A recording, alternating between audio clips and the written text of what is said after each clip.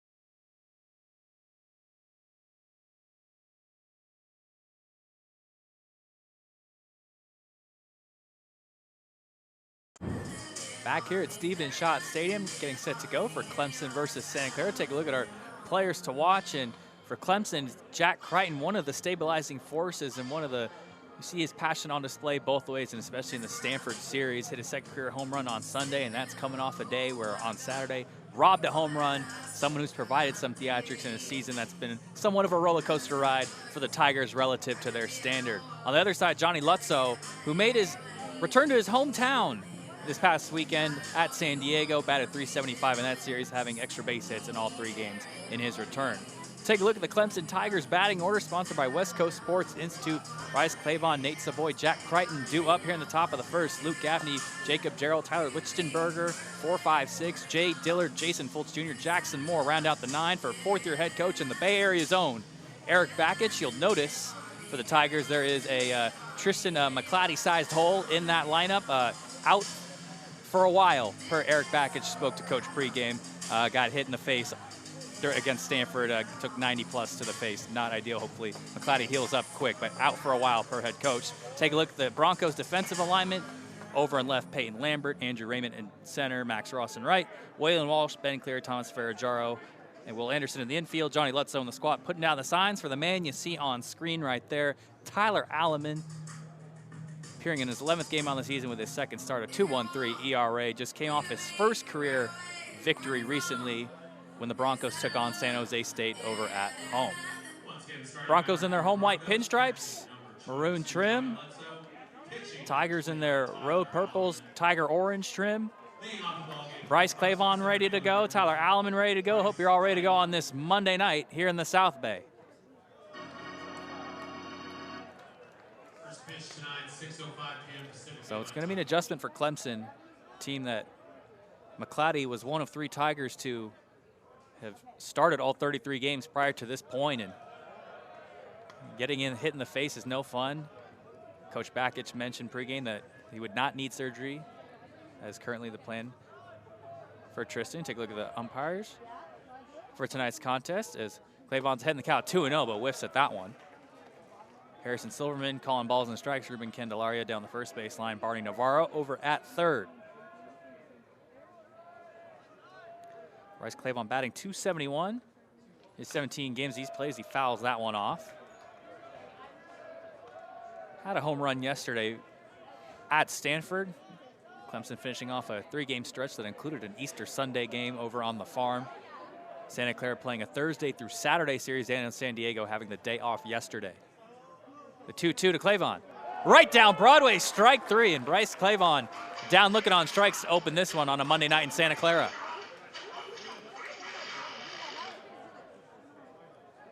Got caught looking on that one. And it's going to bring up a high-powered California kid in Nate Savoy. Savoy spending last season at LMU, the WCC Freshman of the Year, banging 20 homers with Donegal Ferguson, the Lions, last season. Started out on a tear for Clemson this year. Eric Bakich kind of values him as the stabilizing force. I struggled a little bit in recent weeks, but knows that Savoy can be amongst the best in the ACC when all is right as he takes strike 1.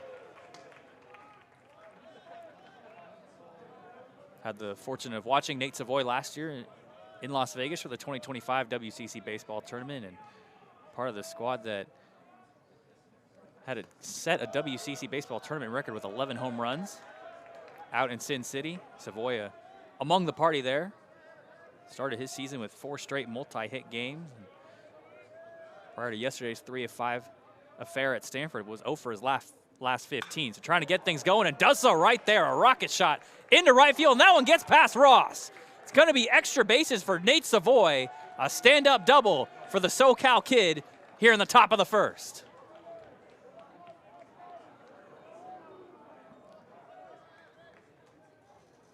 That one got out of the infield in a hurry. Get another look at it. Nice placement there, and then Ross just couldn't track it down with all the mustard that was on it. And a runner in scoring position for Clemson.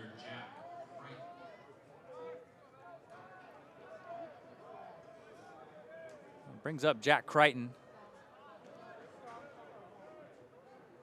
Batting .336 this season. 1 home run, 16 RBIs. Mentioned earlier, had the home run yesterday, 2nd career. Crichton, that one down the line, foul.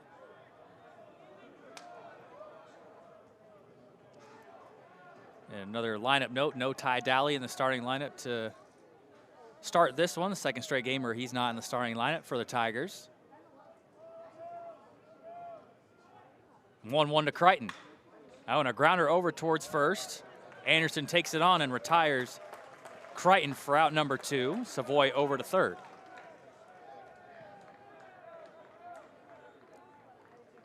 So I mentioned Tyler Alleman, starting pitcher for the Broncos last year, pitching in 12 appearances, had an ERA of 11.84, but this year really taken a big step up. 2.13 ERA entering today in his now 11th appearance, 3-earned run over 12 2/3 innings. Trying to get out of the inning against Luke Gaffney.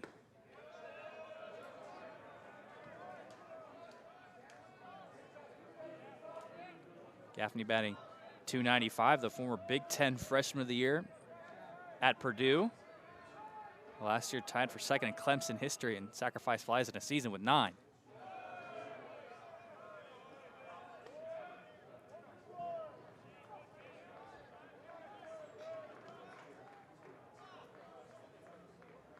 Clemson, one of a few teams that has done this West Coast ACC trips in consecutive years.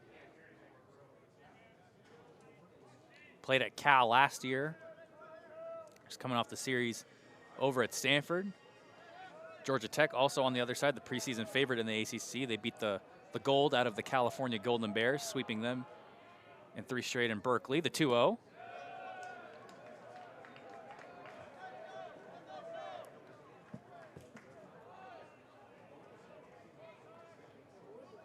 So Gaffney way ahead in the count now. Alleman trying to fight back in it. And Gaffney walks, but Savoy was off third base and just gets back. That would have been a deflating ending of the inning had Savoy gotten thrown out there. I mean, really no reason to be out there that much. Hitting fifth, number 9, designated hitter, Jacob Jarrell. Jacob Jarrell steps in with a chance to get Clemson on the board first.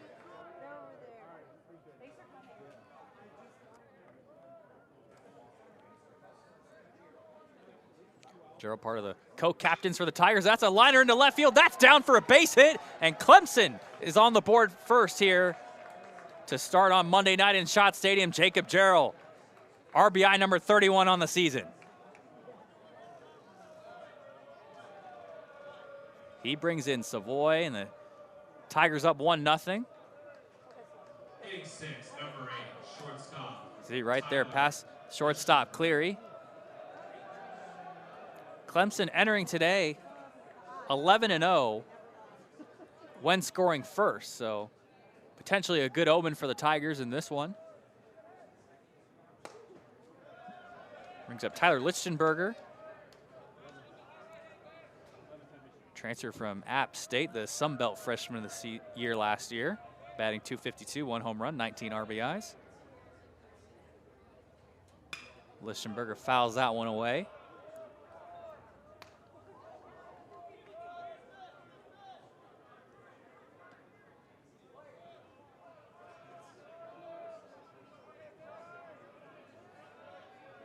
So still 2 runners on for the Tigers. You got Savoy, you got Tigers on the move there with Savoy already in.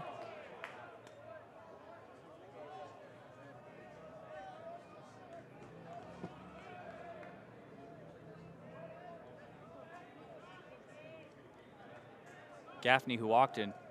Jarrell over at first. The 2-1, that one fouled straight back.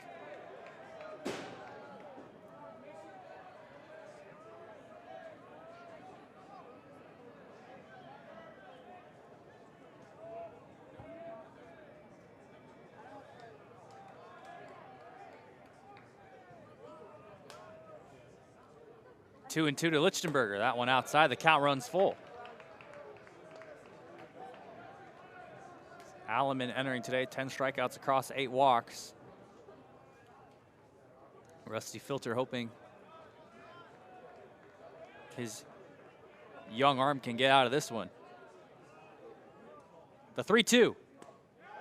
That one inner part of the plate, and that's strike 3 to Lichtenberger. And that's the end of the top of the first, but Clemson, they break the seal. Tigers up 1-0. Broncos to bat next on ESPN+.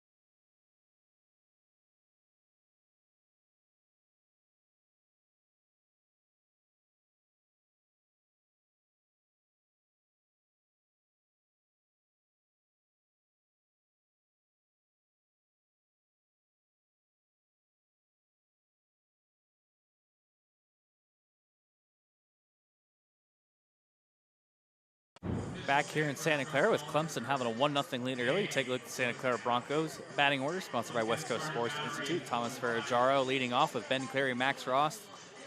Due up here in the bottom of the first, Johnny Lutzow, the SoCal boy, just came off his series in his hometown in San Diego in the 4 spot. Will Anderson, Mateo Garcia, 5-6, and Waylon Walsh, Peyton Lambert, Andrew Raymond rounding out the 9 for Rusty Filter. On the other side, take a look at the Clemson defensive alignment. Jackson Moore in left, Bryce Clavon in center, Crichton in right, Fultz, Lichtenberger, Dillard, and Gaffney the infield, and Nate Savoy in the squat. Putting down the signs for the starting pitcher, Dane Moeller for Clemson, sporting a 9 flat ERA in his 3 starts this season. 6 total strikeouts for the freshman out of Georgia. Had scoreless outings against LaSalle and the Citadel to open his 2026 campaign, but got his bell rung a little bit against Coastal Carolina most recently back on March 24th. Eric Bakich going to his redshirt freshman to get things going here in the bottom of the first. We'll get to more of Coach Bakich's South Bay story throughout this broadcast, but to start off, Eric Bakich, a graduate of Bellarmine College Preparatory, less than 2 miles away here from Stephen Schott Stadium. So a homecoming return for the head man of Clemson. So Thomas Ferrajaro steps in the batter's box for the Broncos. Ferrajaro's been in an extended slump. For his last 15, and from an extended view, 9 for his last 64. That one a grounder back up the middle. Can Clemson make a play on it? Back across the body and throwing out Ferrajaro is Dillard. There's some nice hustle there from Jay Dillard. Throws out the Broncos leadoff man.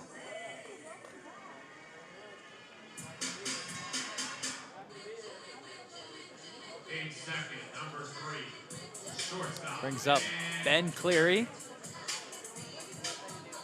I mentioned the connections with the South Bay and Eric Bakich. Now you got the WCAL connections. Sarah Padre at the plate against a team coached by Bellarmine Bell. That one a grounder back at the middle, deflected by Moeller. Back across his body, skip, throw, and he got him! Dane Moeller.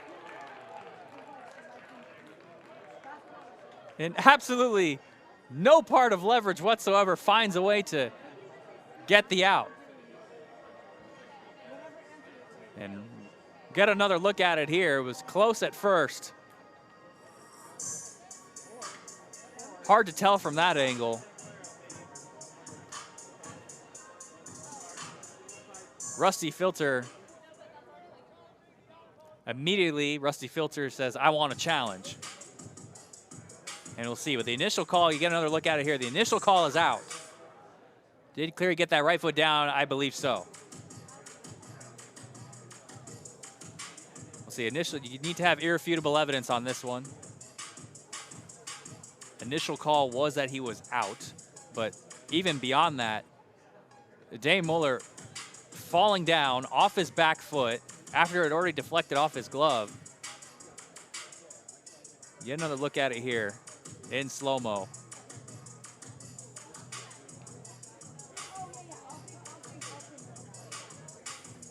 Cleary foot. Oh, maybe that throw did get there. I think, now the more I look at this, I think this call can and should stand. Looked like Cleary for a second had a chance at an angle to beat it out, but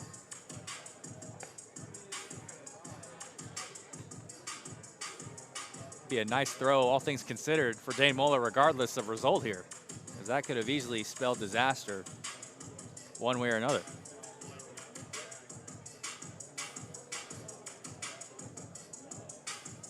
Umpires taking a look at it. Harrison Silverman, Ruben Candelaria, and Barney Navarro. They have reached their decision. Call on the field was out. It is confirmed that Ben Cleary is out. The Broncos lose a challenge there.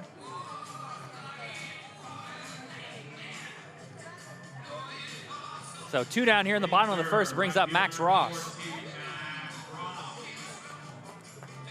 Post play at first, a nice Scramble by Moeller.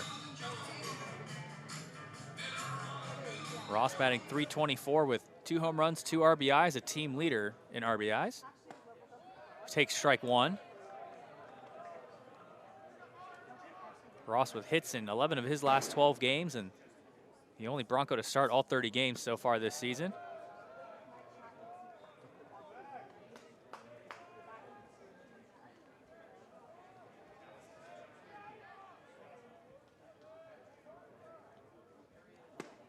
Ross takes inside there, 2-1.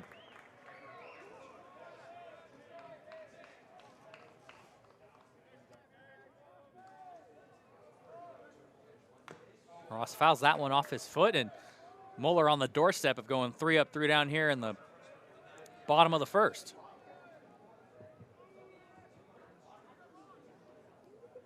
Should be a nice recovery after his last stint against Coastal Carolina. Missed last season with an injury. The 2-2, that one outside. Moeller, former number 54 rated freshman in the nation in the 2025 preseason by D1 Baseball. The full count offering. Ross whiffs and goes around. Dane Moeller 3 up, 3 down here in the bottom of the first. Clemson with a chance to add to its lead on the other side. We head to the second from Santa Clara on ESPN+.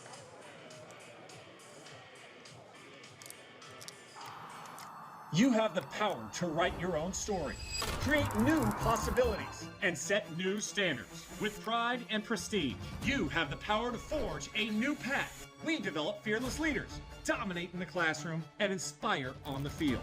From the picturesque landscapes of the Pacific Northwest to the sun-drenched shores of Southern California, you have the power to rewrite history, break barriers, and create a legacy here in the West Coast Conference. Credit Union One Free Checking has everything you need to bank on the go, make deposits and more with our highly rated mobile app. And get your direct deposit up to 2 days sooner with CU1 Early Pay. Open your account in minutes at creditunion1.org. Introducing CU1 High Yield Checking, the account that rewards you for everyday banking. Earn up to 5.25% APY when you make qualifying transactions each month. No minimum or opening balance required. Get started at cu1.com/high yield checking. Back here in Stephen Schott Stadium, take a look at our Know the Foe, Clemson, ACC, and look at some of the famous alums, including Horace Grant, Trevor Lawrence, Dwight Clark, a myriad of history in the Bay Area. No slouch to some others, including Travis Etienne,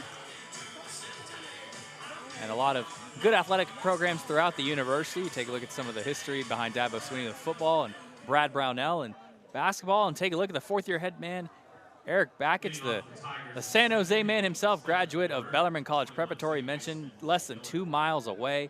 Went on to play at San Jose City College before heading to East Carolina to continue his playing career.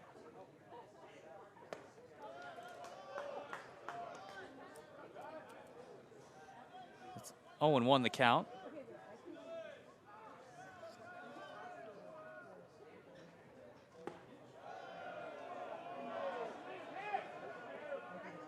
So Jay Dillard stepping into the batter's box, batting .258 this season.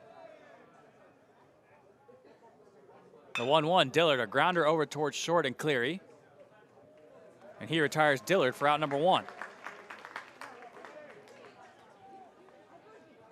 This can bring up Jason Fultz Jr. Hitting game number 10, third baseman Jason Fultz.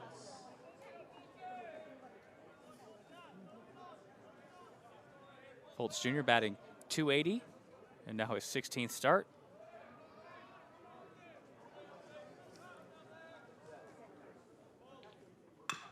That one grounded foul.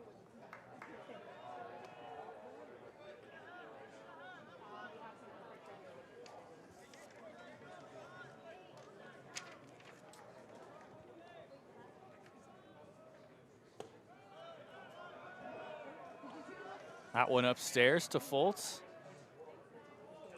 Fultz, number 37 freshman in the nation, as rated in the preseason by Perfect Game.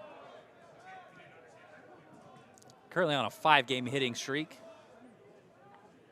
for the Tigers. And if you're just joining us, Nate Savoy doubled in the first and eventually was brought home later on as that one's grounded towards Walsh at third, and that one's booted away and into left field. So Fultz is aboard with one down for the Tigers. Just to wrap up that earlier point, Savoy had the stand-up double in the top of the first, and Jacob Jarrell drove him in later on. Tigers 11-0 in situations where they do score first this season.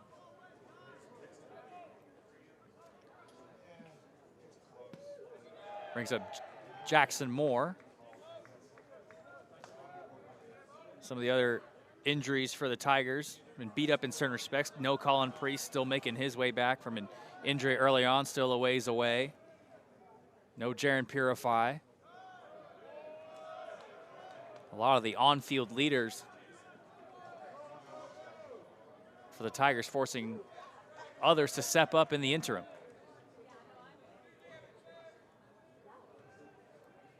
The 2-0 from Alleman. That one outside, and Clemson on the doorstep of having two runners on with one out here in the top of the second.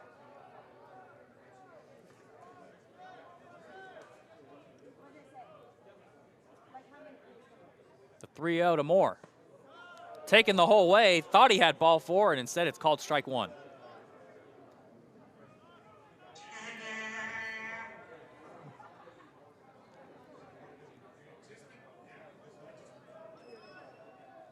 See right there, thought he had it, and Harrison Silverman said, well, not yet.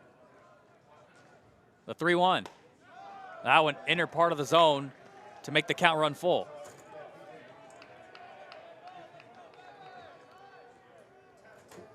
We got Fultz parked at first, and Jackson Moore from 3-0 to 3-2. Alleman deals. Fultz going, and it's not going to matter. So Moore trudges down to first, and Clemson with a runner in scoring position and two on with one out.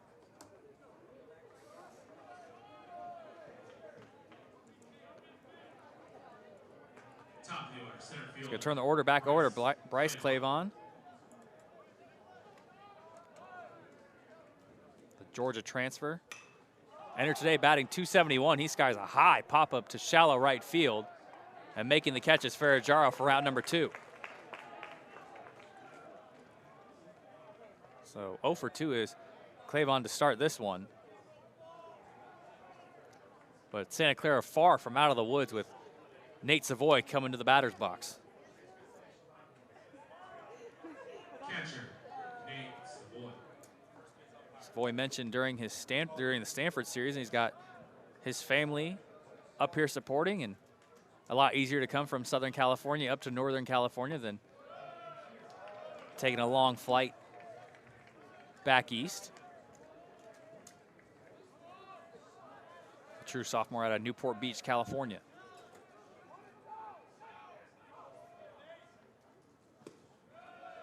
Savoy ahead in the count 2-0, the team leader in RBIs with 38.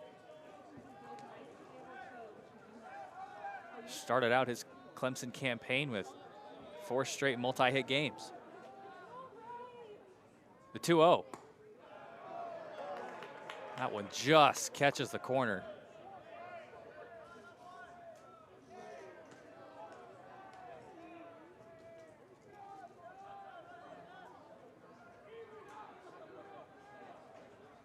Savoy swings and misses at that one. Now Alleman a strike away from getting out of this jam.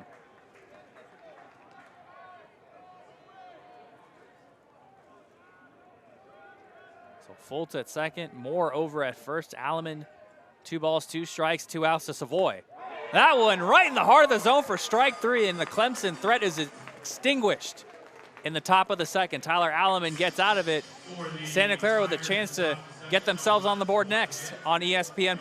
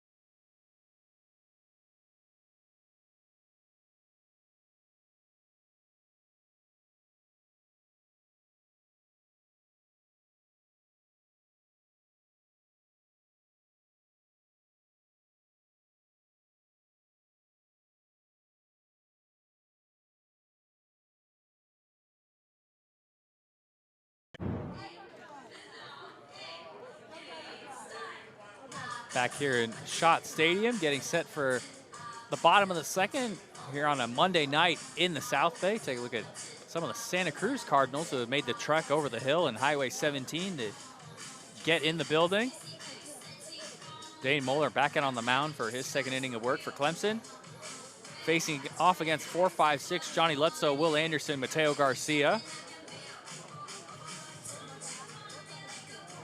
Clemson a big opportunity to try and extend their lead over in the top half, and got Clavon to pop out and then Savoy to go down on strikes.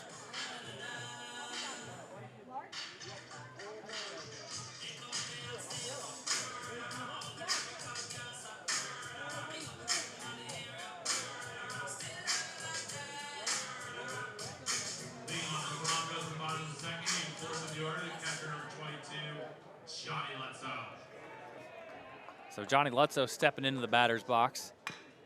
That one a chopper over towards third. Nice and routine for out number one from Fultz to Gaffney. All has not necessarily been routine all season for the Tigers. 14th in the ACC in fielding percentage and third in the ACC in errors with 41. And a little bit more of an adventure than fans have been hoping for throughout the season as Anderson takes strike one. Clemson just one of two teams to host a regional in 3 straight seasons, the other being the Arkansas Razorbacks. The 0-1, Anderson fouls that one away and quickly down 0-2.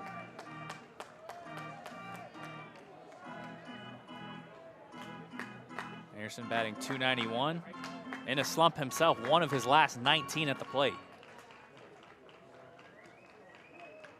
The 0-2. That one fouled away again towards the Clemson dugout.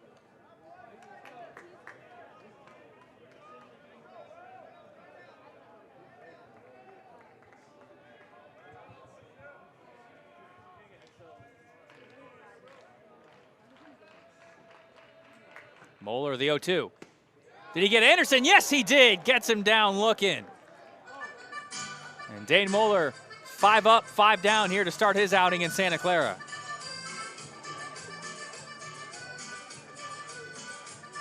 Get another look at it, just throws him in a nice frame job there also from Savoy.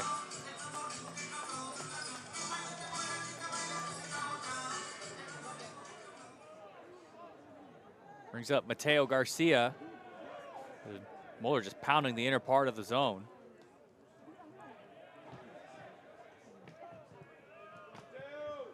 Garcia third on the team with 10 extra base hits on the season. This will not be one of those right now as he is retired and Santa Clara has gone down in order in 2 straight innings. 6 up, 6 down for Dane Moeller. Clemson possesses a 1-0 lead. We're off to the third here from Stephen Schott Stadium on ESPN+. Fans here in the top of the third. It is the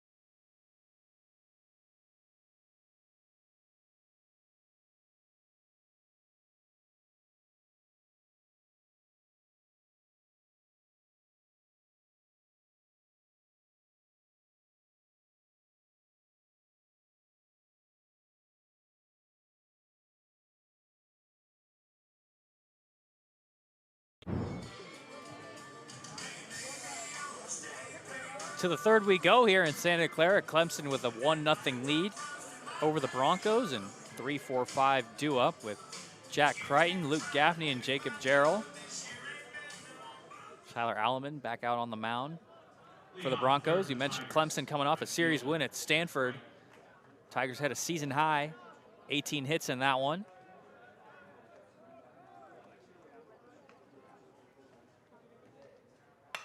That one lined right back towards Alleman, loses his glove, but barehands it anyway to retire Crichton.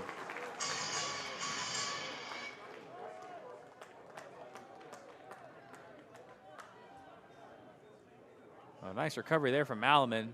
Some good contact there from Crichton. Almost snagged it with the glove, almost got it once with the bare hand, and then able to figure it out before Crichton got down the line. Brings up Luke Gaffney, who walked in his first plate appearance.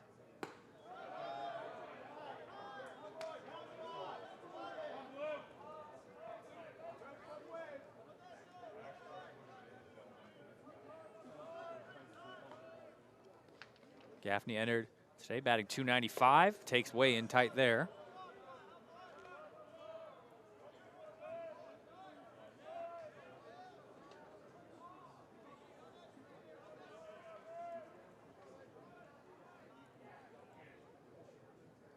The 2-0. Gaffney fouls that one away.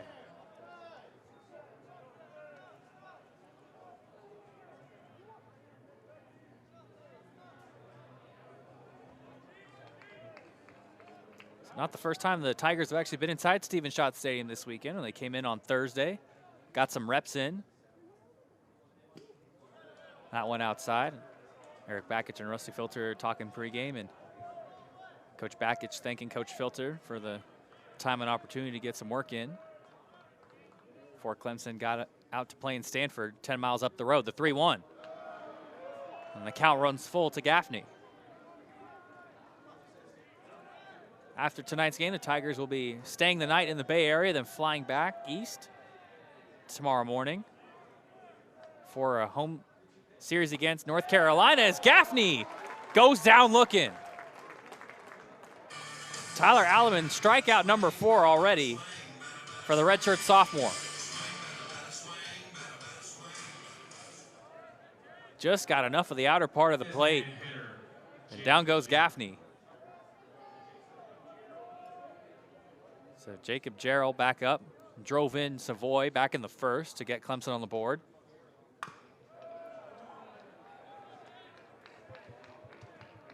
Jarrell named to the Buster Posey Award midseason watch list. Won the Tiger Baseball Award last year, given to the team's best leader. The 0-1. Jarrell, that one roped down the left field line, but veers foul. Mentioned Clemson's recent success under Eric Bakich and hosting 3 straight regionals, including a super regional in that time. This season a bit more up and down. Preseason number 19 per D1 baseball. The 0-2. Didn't get enough of the plate on that one. Clemson going from that 19 spot to one of 8 ACC teams to be ranked in the preseason. Clemson recently falling out last week. The 1-2. That one outside.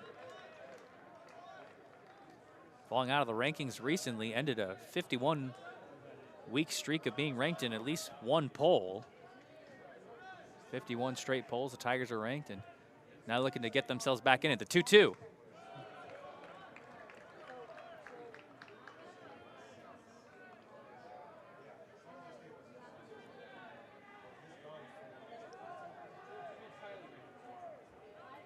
So Jarrell a chance to get on base for the second time in as many plate appearances. The 3-2.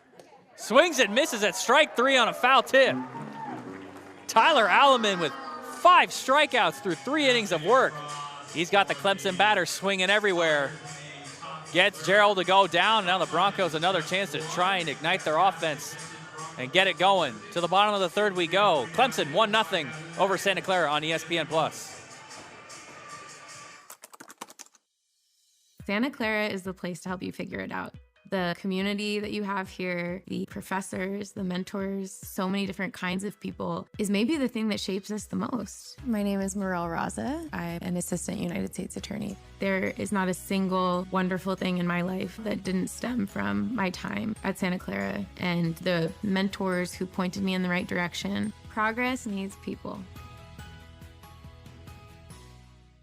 If you've been hurt in an accident, you really do need to call a lawyer that's well-versed in the area of personal injury. you absolutely have nothing to lose and everything to gain. Because now you're going to have someone who's fighting for you, who's going to do everything they can to get you a very fair settlement. Insurance companies are in the business of making money. They're not in the business of paying out money that one would consider a fair settlement. If you've been injured, call Habas & Associates today. Back here in Santa Clara on a nice Monday night here in the South Bay. Join us on Wednesday at 6 p.m. when the Broncos softball team hosts Florida State here on ESPN+.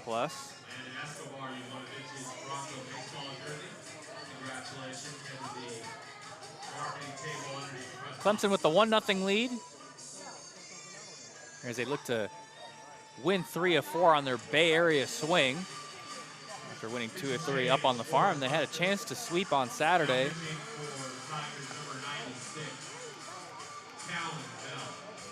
Couldn't finish the job after Michael Sharman was shoving to start that one, but the bullpen gave it away late. New pitcher in for the Tigers, Talon Bell. 11.57 ERA. And 8 appearances, now marking his 9th. 10 strikeouts across 8 walks. 18 earned runs over 14 innings pitched in totality. Santa Clara looking for its first hit, 7-8-9, trying to make it happen. Waylon Walsh, Peyton Lambert, Andrew Raymond.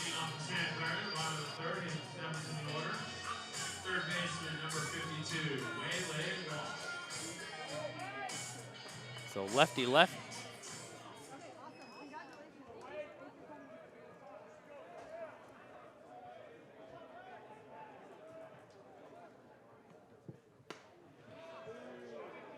Bell's first pitch just a tick inside.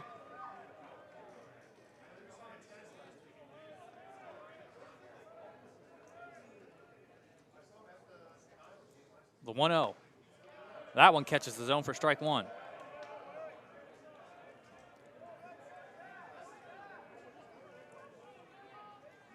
Walsh batting .235 this season. 2 home runs, 9 RBIs. Checks his swing. Did he go around? No, he did not, says Barney Navarro over at third.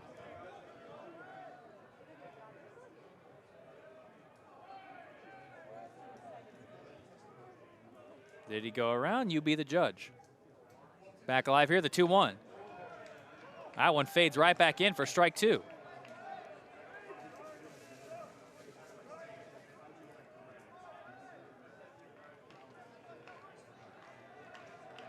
Talon Bell, the former Gatorade Player of the Year in the state of Florida as a senior, the 2-2. And the count runs full.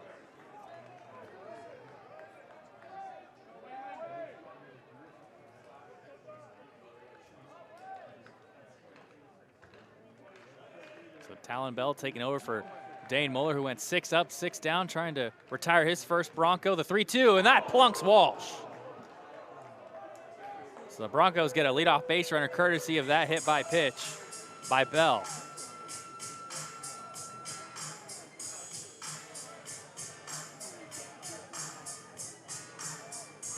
Right in near the elbow and rib area.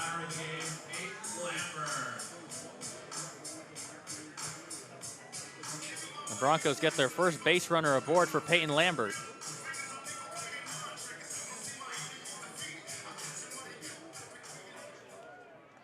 Lambert's reached base in 5 straight games, looking to extend that streak. Batting .231. Lambert, a grounder over towards short. This could be 2. Clemson turns 1. Do they get 2? Just the lead runner over at second. So down goes Walsh at second, courtesy of Lichtenberger, but that's all the Tigers get. And that rotates things over to Andrew Raymond. Number 27, center fielder Andrew Raymond. Raymond batting .213 with 2 RBIs in 2026.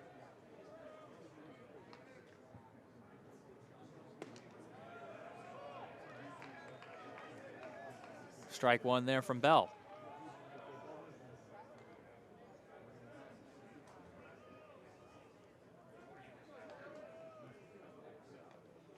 Ooh, Raymond went around on that half swing. A nice pitch there from Talon Bell. And a chance to retire Raymond on 3 pitches.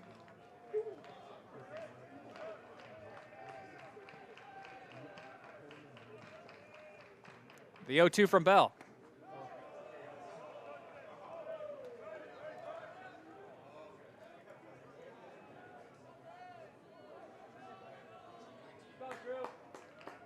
So Broncos still looking for their first hit.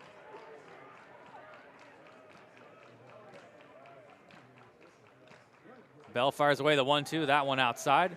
Savoy looking around for it. Lambert doesn't elect to move on from first.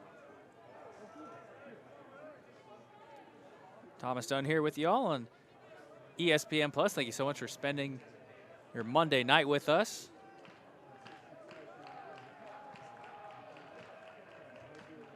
Bell's 2-2. Raymond swing and a miss for strike 3. Savoy going for the lead runner over at second. And he's in safe. Well, it's not going to matter for Raymond, but Lambert got on the move. They advanced up to get the first runner in scoring position for the Broncos. You take a look there. Raymond was called out immediately. Now it's got to rotate around for the leadoff man, Ferragaro.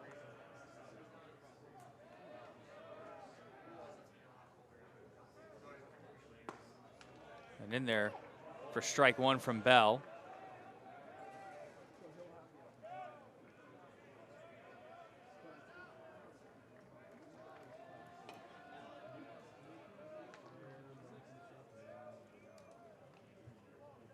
Ferragaro on a big rut for the Broncos, now down quickly 0-2. This is someone that Rusty Filter needs to get going.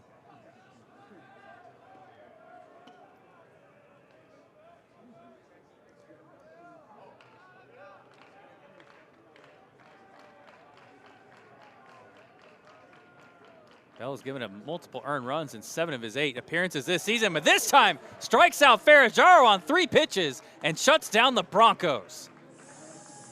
Clemson pitchers having success early. They have held the Broncos hitless through 3 and have a chance to add more as we head to the 4th on ESPN+.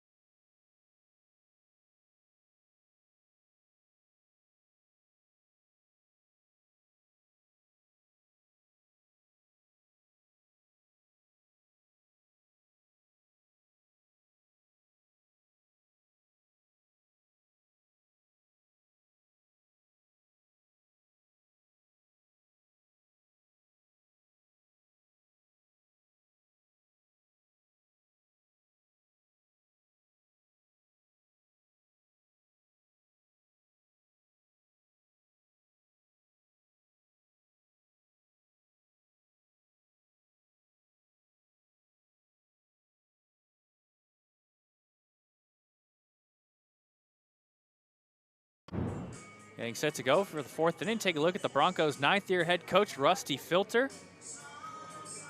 Santa Clara looks to get back to the NCAA tournament for the first time since 2023 when they went to the Fayetteville Regional and gave Arkansas all they could handle and eliminated Arizona as WCC tournament champions. A new pitcher coming in,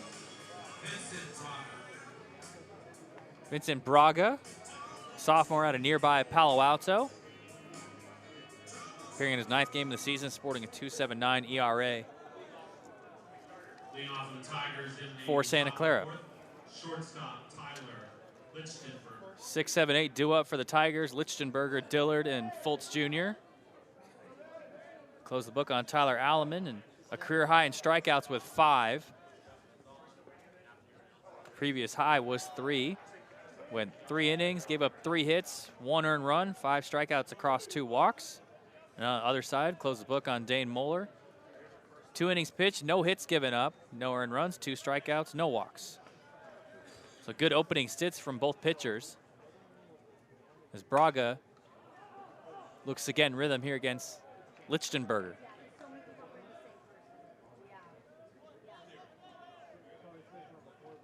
He struck out looking back in the first.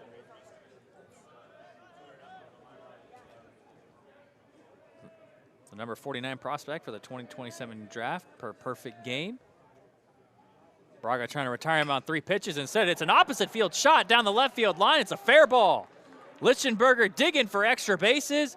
Lambert can't get that relay there in time, and it's a leadoff double for Tyler Lichtenberger here in the top of the 4th.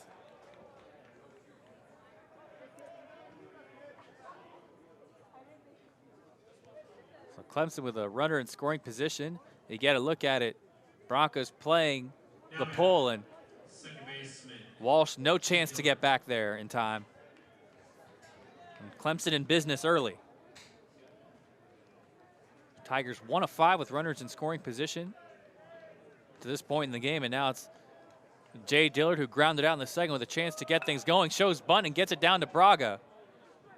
So Dillard's retired, but advancing his Lichtenberger over to third.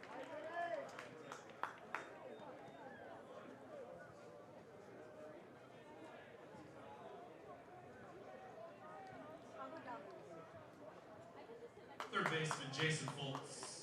Take a look at the stats for Vincent Braga, the 2.79 ERA and 8 strikeouts across 9 2/3 innings.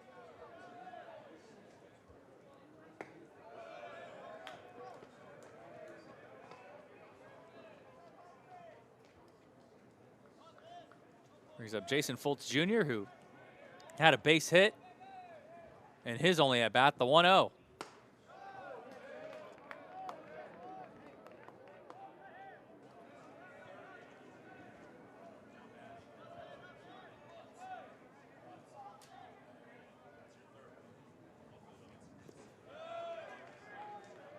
So Foltz way ahead in the count now, 3-0. You already got Lichtenberger over at third. Mentioned this being the 2nd year in a row Clemson's come out west. They played Cal last year on the road as part of the ACC tomfoolery. The 3-0, and that's a 4-pitch walk to Foltz.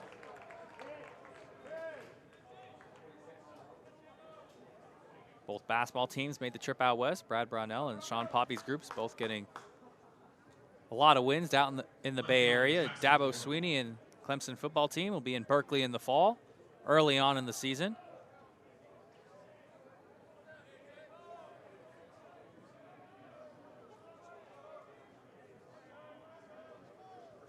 Clemson baseball looking to win 3 of 4 out here in the Bay Area as Jackson Moore takes strike 1. Moore walked in the second.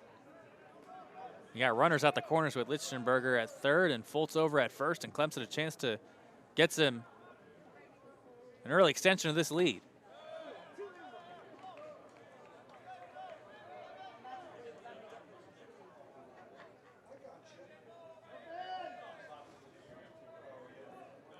Clemson as a team averaging just a shade under 7 runs a game and hitting .293 as a team, trying to get this offense going. The 1-1, Moore lifts a fly ball towards left field. Lambert going back towards the track, backing up, and that will be more than enough for Lichtenberger. So a sacrifice fly there from Jackson Moore doubles the lead. It's 2-0 Clemson here in the top of the 4th at Stephen Schott Stadium. That ball just kept going and going and going, and for those of you getting a look at this ballpark for the first time, and especially once the spring starts to get going in this stadium, those fly balls start to carry, carry, and carry. Take a look at the Bronco bullpen. Some activity there. Nick Chow getting loose. Bryce Claiborne now in the batter's box. He's 0 for 2. Struck out and popped out.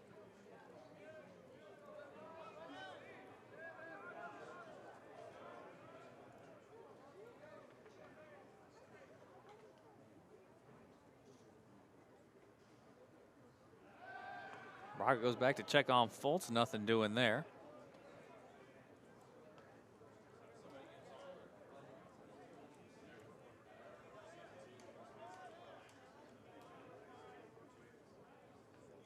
Clavon a grounder back up the middle. Cleary trying to field it and flicks it over to Ferragamo for out number 3. But Clemson adds another. The Tigers a 2-0 lead as we head to the bottom of the 4th. Broncos still in search of their first hit here on ESPN+. For the Tigers at the top.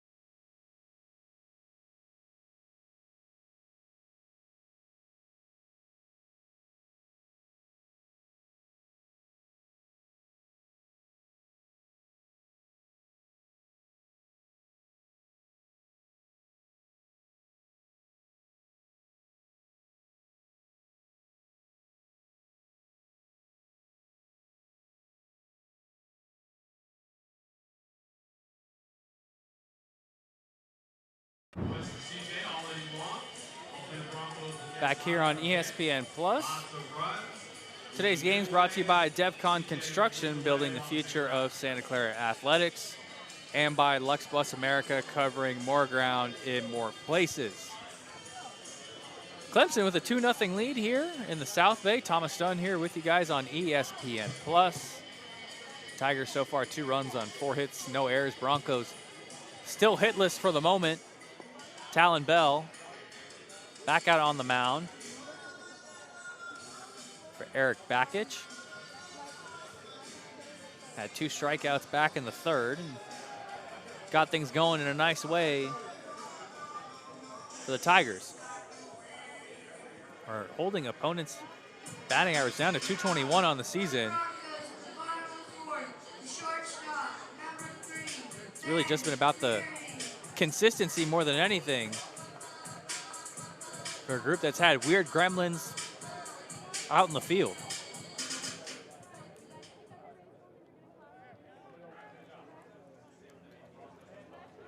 So Ben Cleary steps in the batter's box, trying to get things going.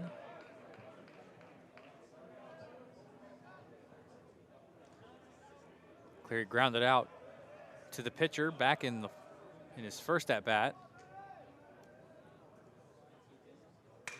Cleary a grounder over towards first. Gaffney takes it nice and easy for out number 1.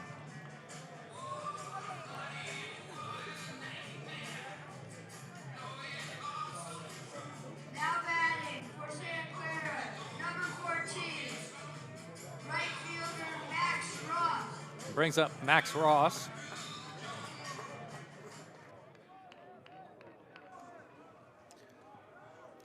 Ross struck out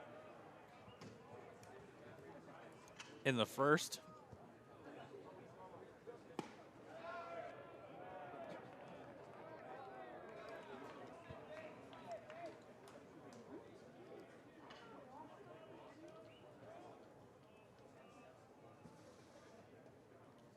The 1-0 from Bell. A grounder over towards first. Nice and easy once again for Luke Gaffney. So 2 down just like that, and Johnny Lutzow going to try and right the ship for Santa Clara, and Clemson pitchers have been wheeling and dealing through 3 2/3.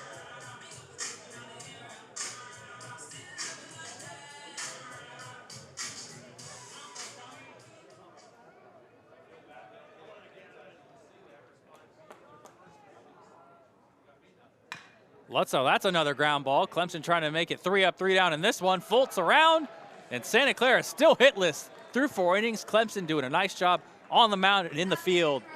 To the 5th we go immediately. Santa Clara looking for any sort of pulse offensively. Clemson a 2-0 lead and a chance to add more on ESPN+. Some make it their main career. Some give a weekend a month. All we need are the moments.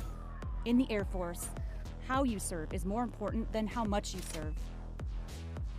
You always get more out than what you put in. Full-time, part-time, in or out of uniform. How many moments can you give?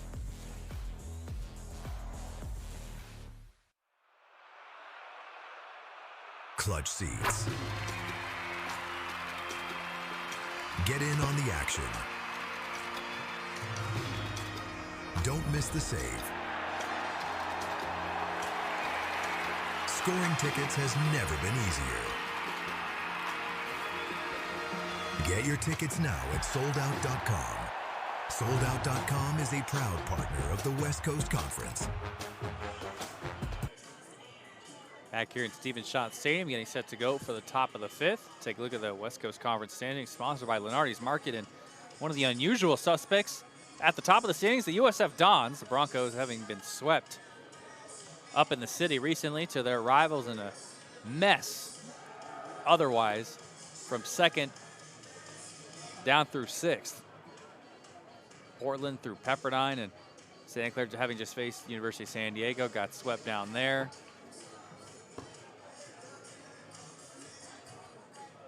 To the preseason favorite Toreros. On the other side, Clemson picked to finish 5th in the ACC preseason coaches poll. Georgia Tech being the favorite in that. That's usually a very good baseball conference year in and year out. Vincent Braga back out on the mound for the Broncos, taking up against 2-3-4 Nate Savoy, Jack Crichton, Luke Gaffney. Savoy 1 for 2, double and a strikeout. The 1-0. That one in there for a strike. And Savoy, this is not the first time Savoy has taken on the Broncos in his career. Last year with the LMU Lions, went 2 for 12 with a home run when these two teams faced off in 2025 in Los Angeles. The 1-1, Savoy checks his swing, it's ball 2. Number 47 ranked MLB draft prospect by Perfect Game.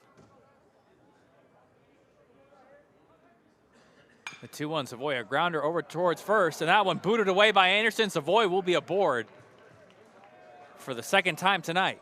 And Clemson with the leadoff base runner here in the top of the 5th.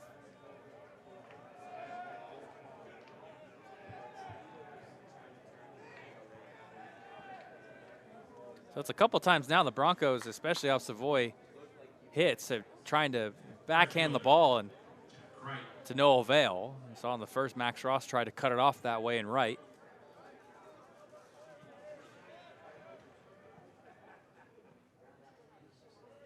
Except Jack Crichton, who fouls that one off.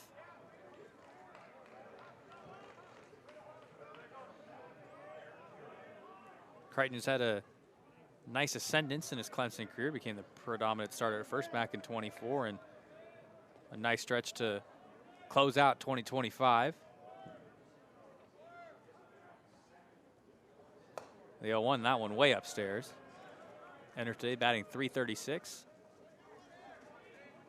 We mentioned the theatrics he had on both with the bat and with the glove against Stanford. The 1-1. That one way off into the backstop.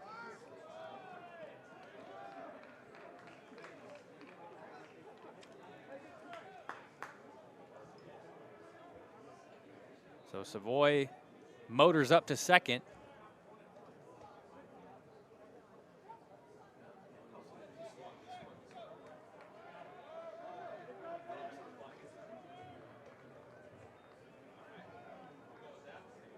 A 1-2 from Braga. Crichton gets it towards second base, and Ferragamo plays it on a hop and throws out Crichton. Saw that wild swing in that sequence, almost kind of ensuring that Lutzow would not be able to field it cleanly and get Savoy over to 2nd. First baseman, Luke Gaffney. Brings up Luke Gaffney.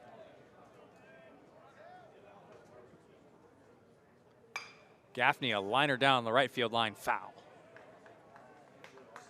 Gaffney with 3 home runs and 24 RBIs this season. Has entered tonight with hits in 11 of his last 12 games.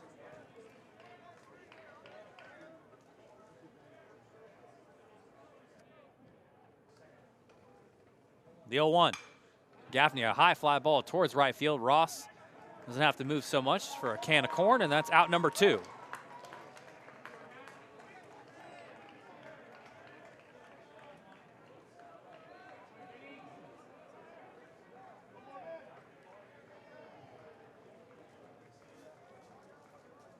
So 2 down for Jacob Jarrell.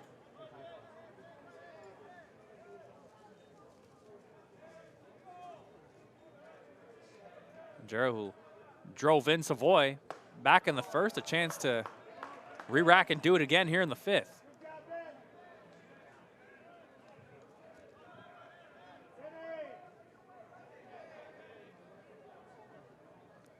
Jarrell, the team leader in home runs with 12. The 0-1. That one fouled away and quickly down to the count, 0-2.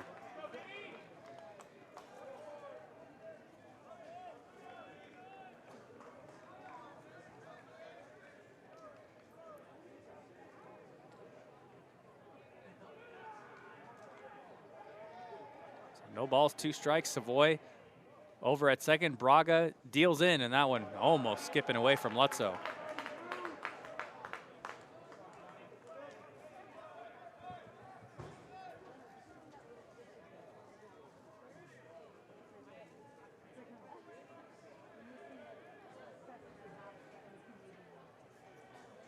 A 1-2. That one right in the zone for strike 3. And down goes Jarrell, back-to-back strikeouts and back-to-back at-bats for him. Braga keeps the Clemson threat at bay, but the Tigers still maintain that 2-0 advantage. You take another look at it, clips just enough of the zone. Tigers still up 2-0 here from Schott Stadium on ESPN+.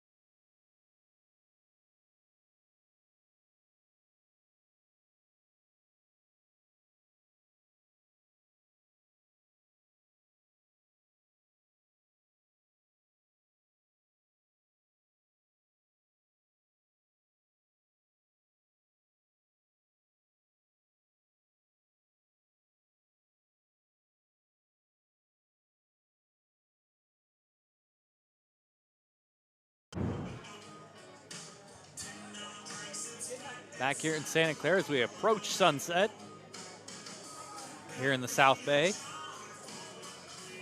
Thomas Dunn here with you on ESPN+. Talon Bell back out on the mound. Now for his 3rd inning of work as Clemson possesses a 2-0 lead here in the bottom of the 5th. The Broncos yet to have a hit.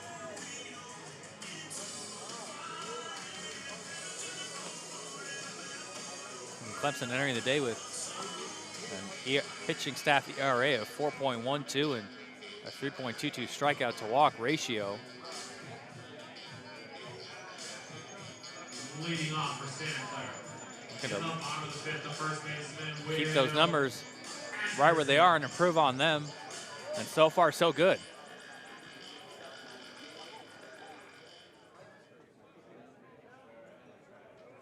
So Will Anderson, Mateo Garcia, Waylon Walsh due up here in the bottom of the 5th. Anderson almost gets plunked for ball 1.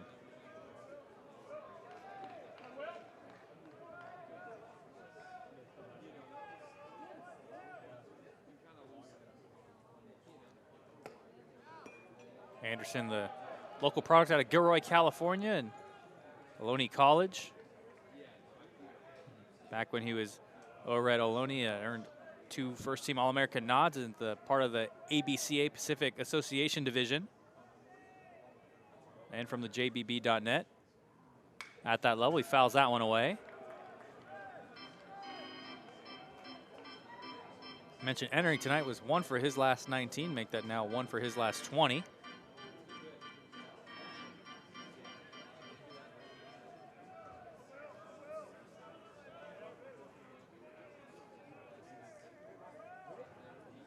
Two-1 from Bell. Anderson fouls that one away.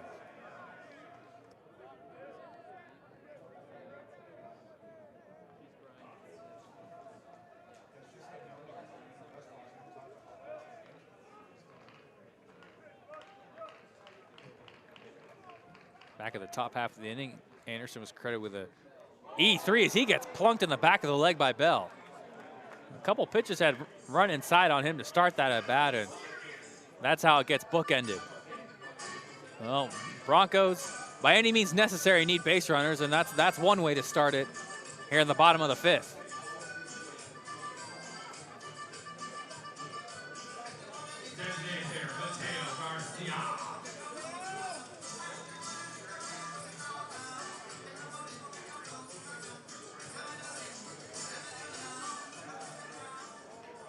So Mateo Garcia trying to get things right after going 0 for 5 against USD. Shows bunt, pulls back, takes strike 1. Last year was the everyday left fielder in his first season. 48 starts for the Broncos, been in and out of the lineup so far this year.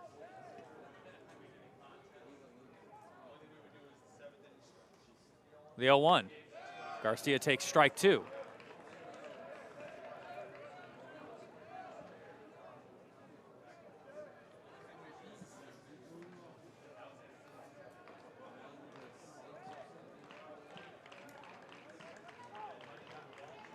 Bell ahead in the count, 0-2, looking for strikeout number 3. Fires away. Garcia fouls that one down the first base line.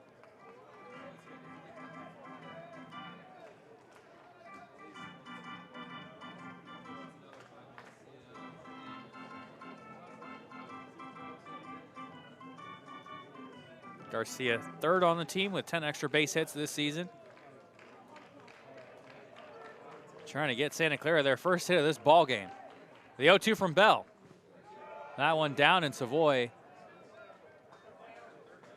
reacting fast enough to keep Anderson at bay.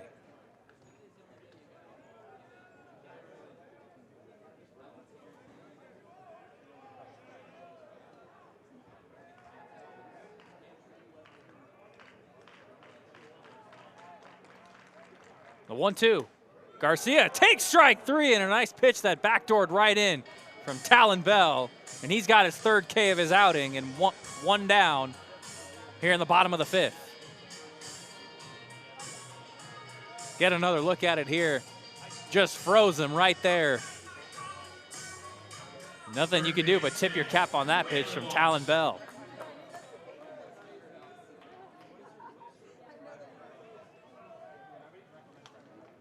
Waylon Walsh steps in, and he was hit by a pitch in his only at-bat.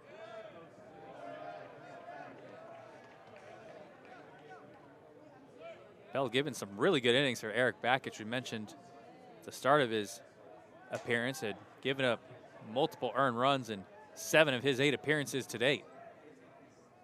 So far, so good. The 1-0. Walsh, a grounder back up the middle, and that's into center field. A base hit, and the first hit of the ball game for the Broncos. We have runners on first and second with 1 out here in the bottom of the 5th.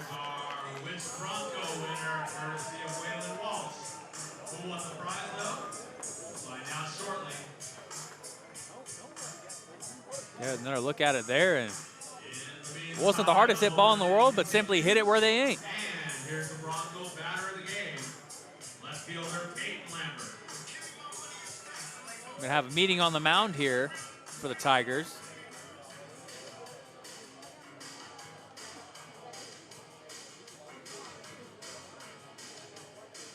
Go and talk to their sophomore pitcher, Bell.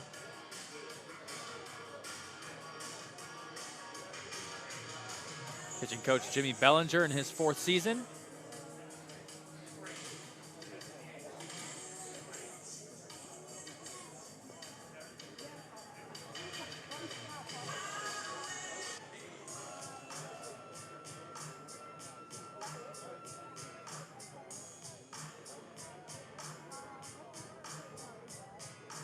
Once again, now batting, Bronco batter of the game, Kate Lambert. So runner at second, runner at first for the Broncos.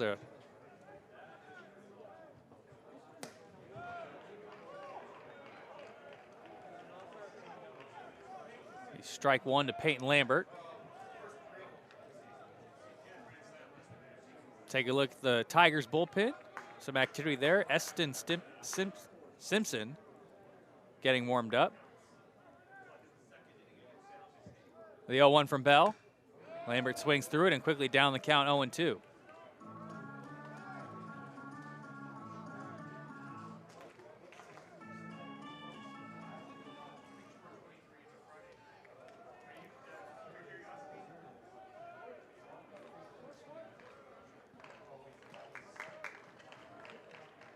To Lambert. Bell struck out Garcia earlier. Lambert lives to fight another pitch there.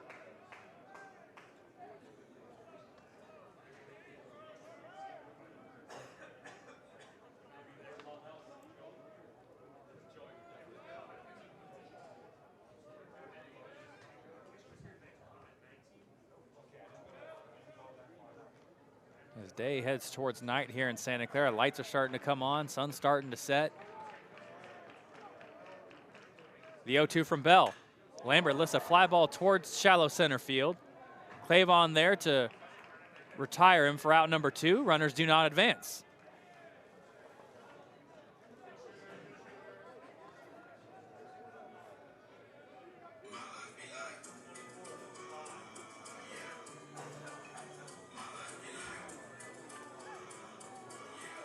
So now a pinch hitter for the Broncos in the 9 spot. Luke Devine going to step in for Andrew Raymond.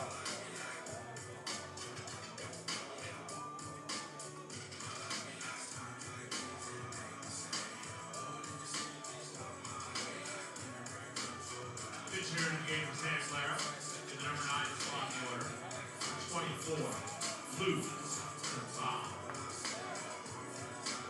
Now Devine hasn't played since March 22nd when the Broncos were at USF.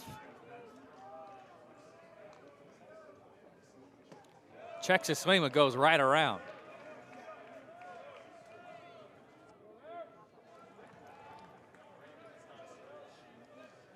Batting .220 so far with 13 hits and 9 RBIs this season.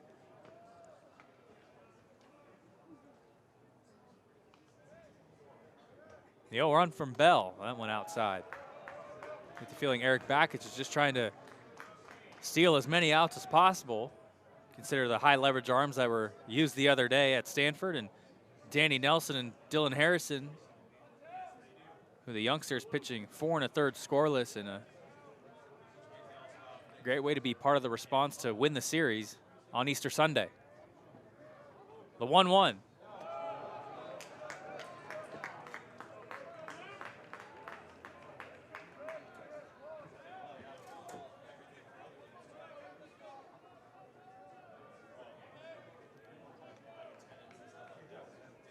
So you got Anderson at second, you got Walsh over at first.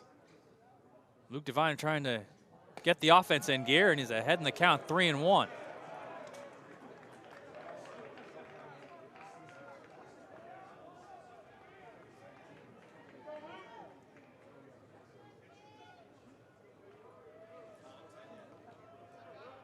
Bell trying to go 3+ innings for just the 3rd time this season. The 3-1. In there for strike 2, and the count runs full.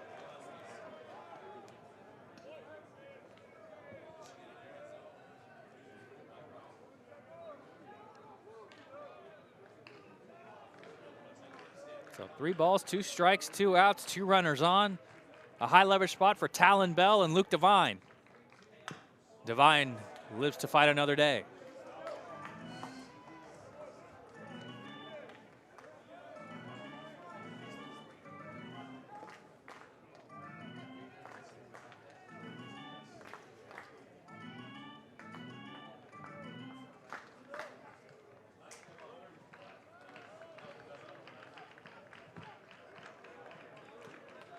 Count remains full. Take a look. Pitcher, batter, high leverage, the 3-2. Devine checks his swing. No swing, says first base umpire Ruben Candelaria, and the bases are loaded for Santa Clara. Did he go around? You be the judge. Top of the order, second baseman Thomas Aracharo. Tigers already had a meeting with Talon Bell earlier. Showcase that Eston Simpson has been warming up for the Tigers.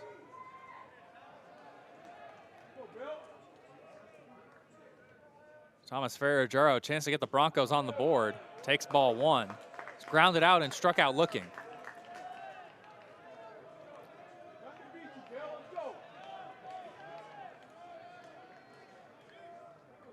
Ferragero 0 for his last 17. Desperately trying to get things going. The 1-0. Ferragero lifts a fly ball towards the track and center. Clavon locates it and extinguishes the Santa Clara threat in the bottom of the fifth. Base is loaded, but Talon Bell scrambles out of it. The Tigers keep the Broncos off the board and take a 2-0 lead as we head to the sixth inning here on ESPN+. Tigers, 3 runners left on base.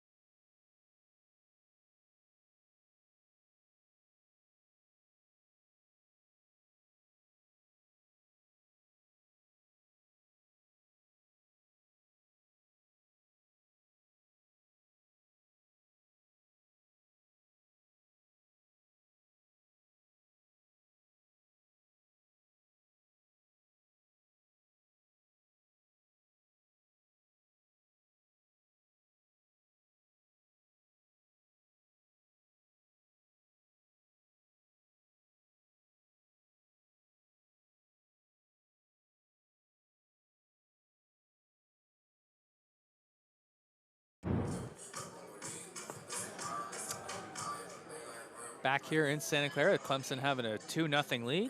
Today's game is brought to you by One Workplace, creating spaces that inspire and transform the way you work, and by Rabbit Office Automation, providing technology for your business. Thomas Dunn here with you on ESPN Plus. As Broncos have a new pitcher, Sebastian Schreiber, the lefty on the mound for Rusty Filter, appearing in his 4th game of the season, sporting an ERA of 12 flat. Hasn't pitched since March 15th against Utah Tech. So both with the bats and Luke Devine, his long absence, and now Schreiber. And now pitching, number 40, Sebastian Schreiber.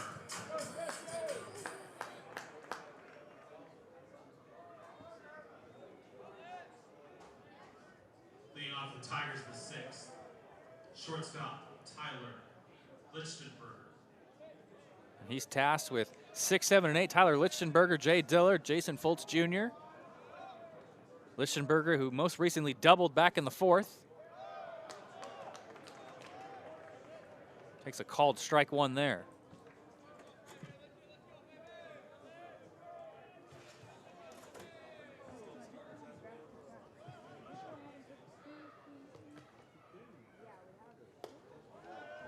Schreiber knuckles one in there for ball one.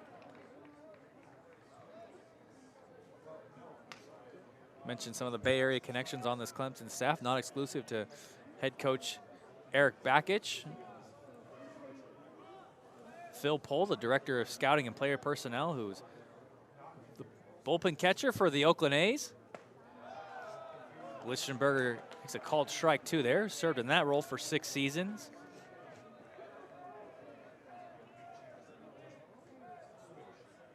Pohl making his return to out west.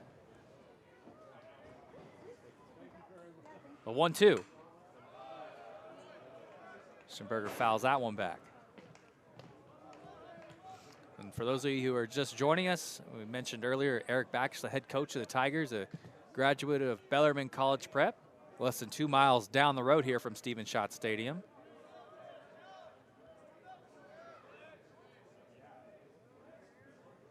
The 1-2 from Schreiber. That one upstairs.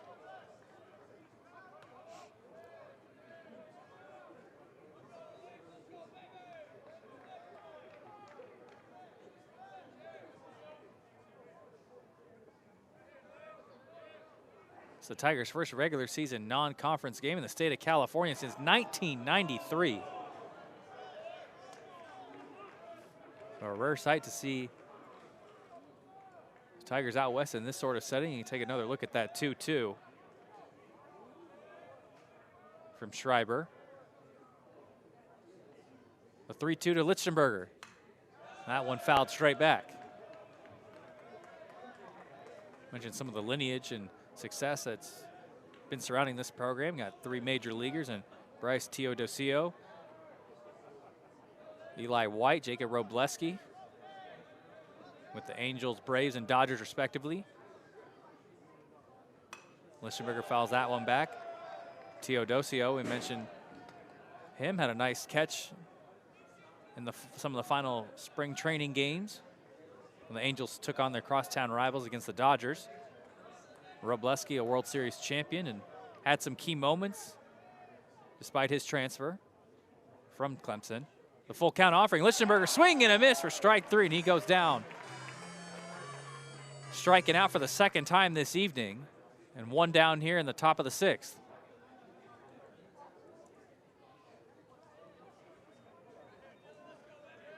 Got another look at it, just swiped and kept fading and fading away.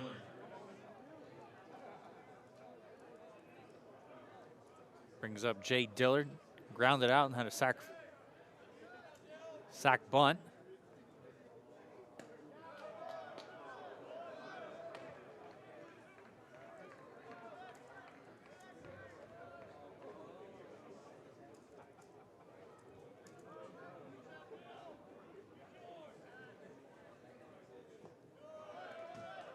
That one down in the dirt. Dillard ahead in the count, 2-0.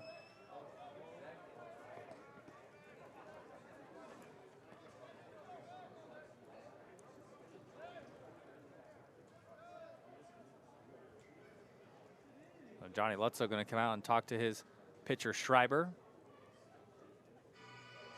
Broncos picked to finish 6th in the WCC preseason poll. Missed the WCC tournament last year.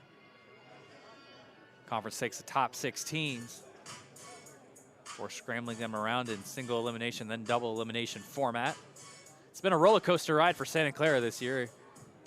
Take a look at some of their most recent series. Got swept at USF, then did the sweeping of LMU, and then just most recently got swept at San Diego. So it's been a season of streaks for the Broncos. I mean, a Clemson team on a roller coaster ride of their own.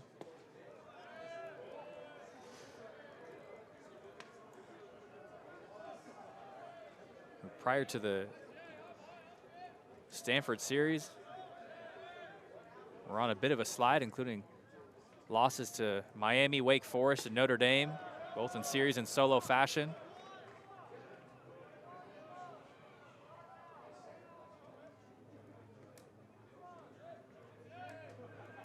Had lost 7 of 8. And their last series win having come against LaSalle back in early March. The 3-1 from Schreiber. That went in there for a strike. Dillard thought he was ready to go to first base.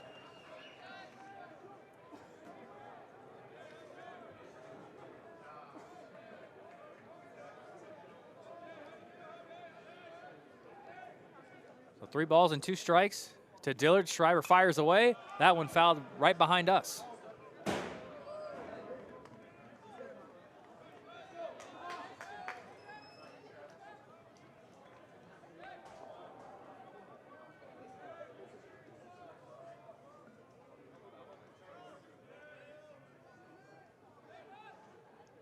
We'll do it all again. The 3-2. That one fouled back behind us again.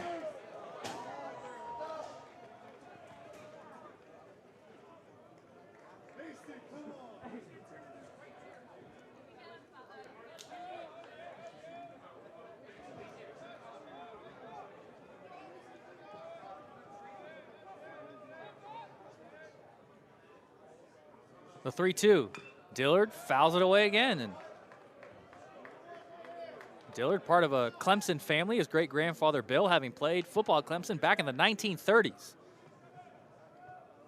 Bill Dillard also being a member of the Clemson Athletics Hall of Fame. So some Dillard lineage still down in South Carolina. The 3-2 takes inside for ball 4.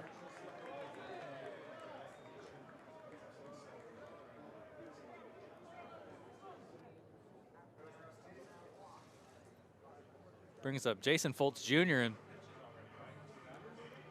here comes Rusty Filter to come talk about it here on the mound.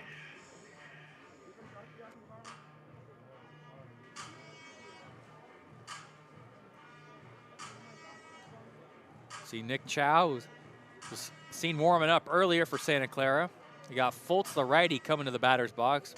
Jackson Moore, a lefty, before the order turns over to a series of righties for Clemson.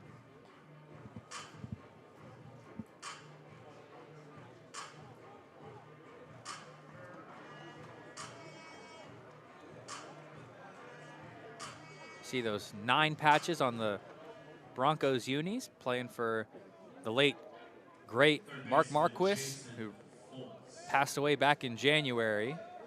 Marquis, the legendary Stanford baseball head coach and the mentor to head coach Rusty Filter. Also served in the Santa Clara Athletics Department later on in his life as special assistant to the director of athletics. Filter having worked with Steven Strasburg and Mark Appel at San Diego State and Stanford respectively, as Foltz takes a strike.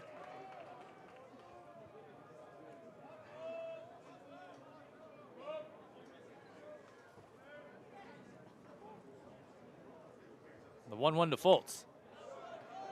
Fouls that one back. Foltz had a base hit and a walk in this one. You got Dillard, who just walked over at first.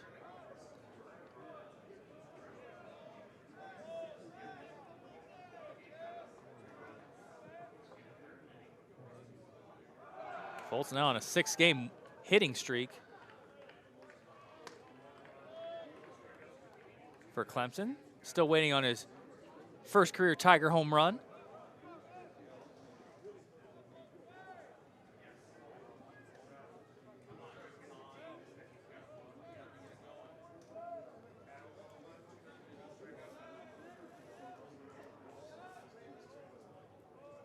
So 1 ball and 2 strikes now to Foltz. Schreiber trying to get the second out of the inning, and he does! Catches Foltz looking, and down Foltz goes on strikes. Sebastian Schreiber with his second strikeout of the 6th.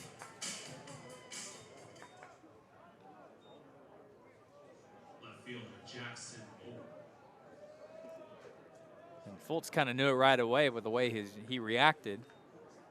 Brings up Jackson Moore, who had a sacrifice fly to deep left field back in the 4th to make it 2-0 Clemson.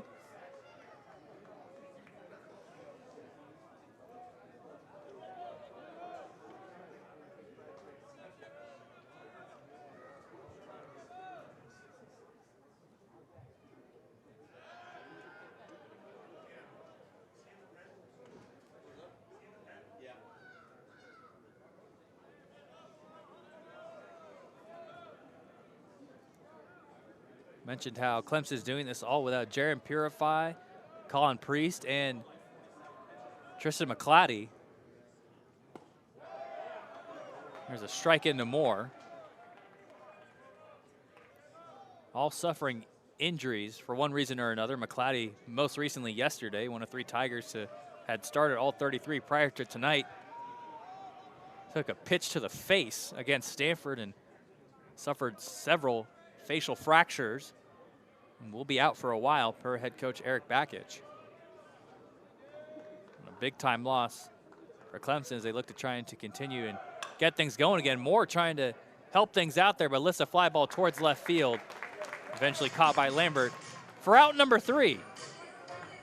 So Clemson still ahead 2-0. We head to the bottom of the 6th here in the South Bay. Broncos need runs, and they need them soon. Catch you on the other side on ESPN+. Credit Union One Free Checking has everything you need to bank on the go, make deposits and more with our highly rated mobile app. And get your direct deposit up to 2 days sooner with CU1 Early Pay. Open your account in minutes at creditunion1.org. Introducing CU1 High Yield Checking, the account that rewards you for everyday banking. Earn up to 5.25% APY when you make qualifying transactions each month. No minimum or opening balance required. Get started at cu1.com/high yield checking. Kid, your mother and I noticed you've been going through some changes. When two people love each other. We want to talk protection. Mom, Dad, we've been married for years. Honey, we just want to talk to you about insurance. Ralph, Barb, you don't have to worry. No, with Heffernan, we're totally protected. Great. So when are we having grandbabies? Oh, yes. Heffernan Insurance Brokers. We keep you protected. To the bottom of the sixth we go here from Stephen Schott Stadium. Clemson with a 2-0 lead. Today's game brought to you in part by West Coast Sports Institute, where medicine meets rehab. Thomas Owen here with you on ESPN Plus as we have a new Clemson pitcher in the game, Eston Simpson. Sporting a 4.96 ERA and now what is his 8th appearance of the season. 11 strikeouts across 8 walks. Pitched 16 in the third innings overall here in 2026.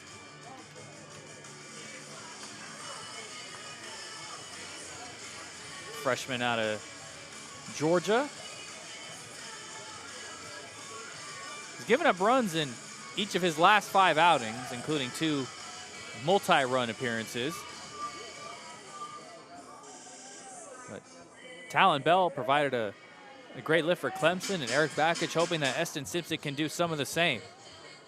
Close the book on Bell's night. 3 innings pitched, 1 hit given up, 3 strikeouts across 1 walk, and a very effective, all things considered, for Clemson. Did it when they absolutely needed it and not trying to burn too many of their arms here before they head back home. So 2, 3, 4 due up. Ben Cleary, Max Ross, Johnny Lutzow.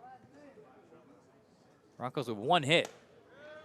Simpson tosses in, strike 1 to Cleary.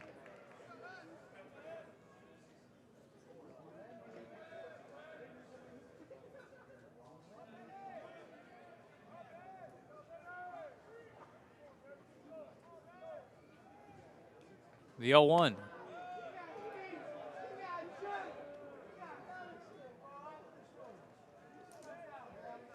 Ben Cleary, the All-WCC honorable mention back in 2025.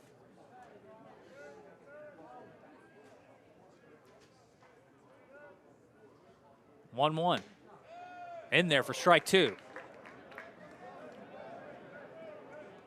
Cleary, the team leader in batting average, batting .388 entering tonight. Tied a career high with 3 hits on getaway day back on Saturday at USD. The 1-2 from Simpson. Cleary lifts the ball into shallow center field, and that's down for a base hit. So a leadoff runner for the Broncos, their 2nd hit of the ball game. And a chance to make something happen here in the heart of their order in the bottom of the 6th.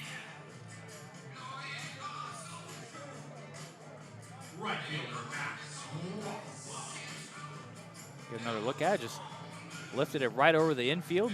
Nothing Dillard or Lichtenberger can really do about it, and right in front of Claiborne over in center.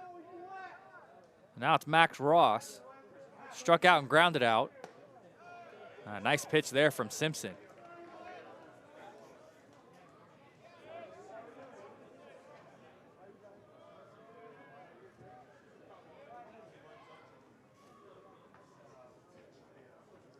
The 0-1, just a shade inside.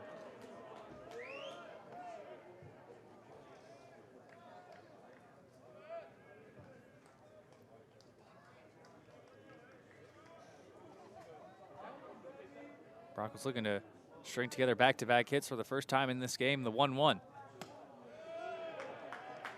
Went just a shade inside.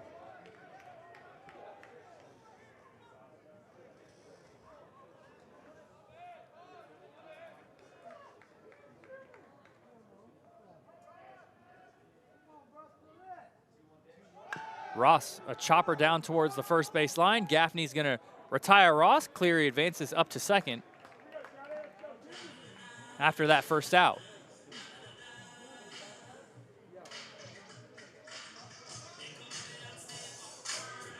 Take a look at the backdrop of Stephen Schott Stadium here on a Monday night in April.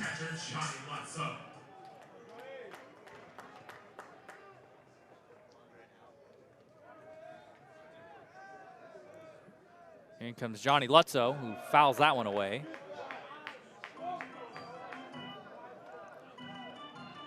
Both teams trying to uncork their offense. Clemson with runners in scoring position. Broncos, just in terms of getting the offense in gear, period. Some really good Clemson pitching tonight as Simpson fires that one high. And Dane Moeller got us started with 2 scoreless, and Talon Bell followed up with 3 of his own. Setting up here for Eston Simpson. 1-1. Swing and a miss for strike through.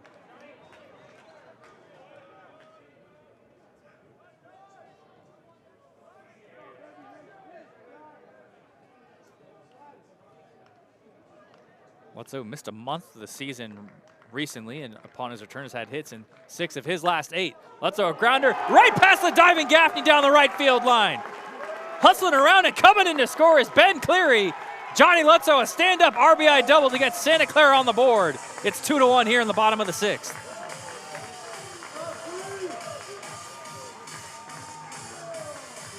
Boy, do the Broncos need that one. Clemson had shut them down pretty much at every turn. And that time just squeezed it past the diving Gaffney, who gave it everything he had on it. It's the catcher, Lutzo.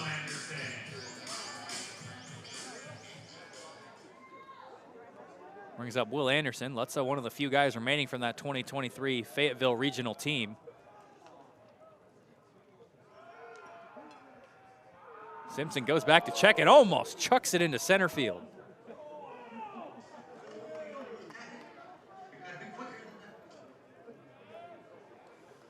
That would have almost been disaster.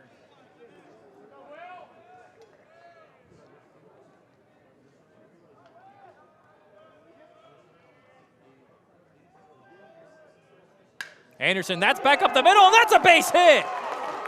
Lutzo getting the wave home, and he's gonna score. An RBI single for Will Anderson, and we are knotted up at 2 in the bottom of the 6th.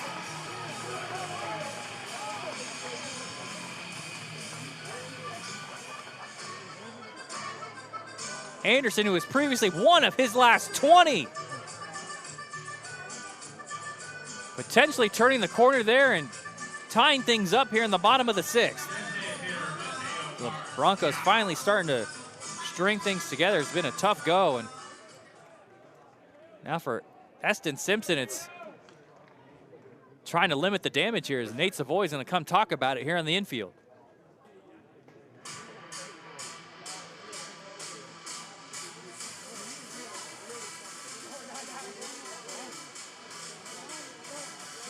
Already 3 hits for the Broncos in this inning. Entered the bottom of the 6th with just 1 hit as a team. Now 3 more and got their first 2 runs of the game.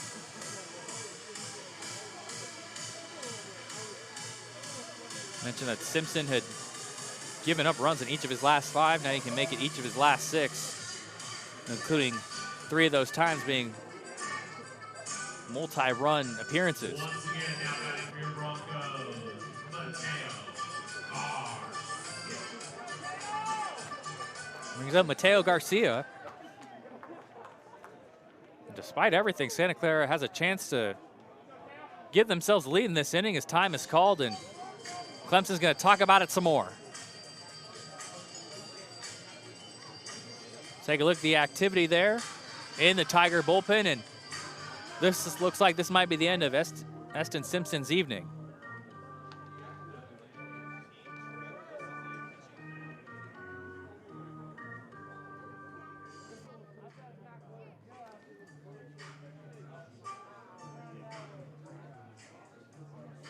Take a look at the activity in there. Harrison Silverman, the home plate umpire, getting ready to break up this conversation. Ariston Veazey, the Tiger bullpen pitcher, that's warming up.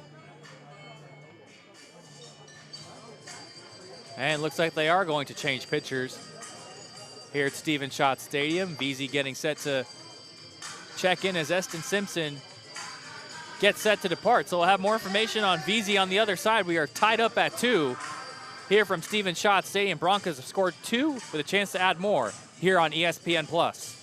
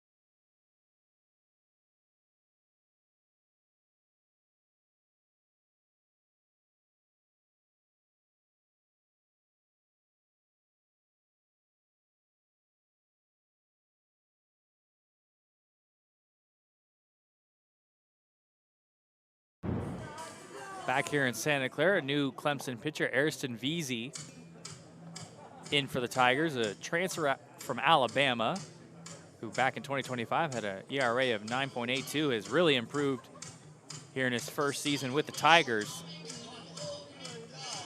Appearing now in his 10th game of the season. And in 8 of his previous 9 appearances, hadn't given up a single run. Only got dinged up when the Tigers recently took on the Wake Forest Demon Deacons and didn't record an out while giving up 4, but other than that, had been spotless in 8 other appearances. So overall, 3.18 ERA, 16 strikeouts across 6 walks. And arguably one of the most improved players given his stock with the Crimson Tide and now what he's accomplishing here as a Tiger in 2026. But he inherits a bit of a mess as 2 have already come across for Santa Clara and Will Anderson over at first. Broncos already 3 hits in the inning. Garcia lifts a fly ball towards shallow right field. And eventually it's Dillard making the play as he called off Crichton. And now 2 down here in the bottom of the 6th.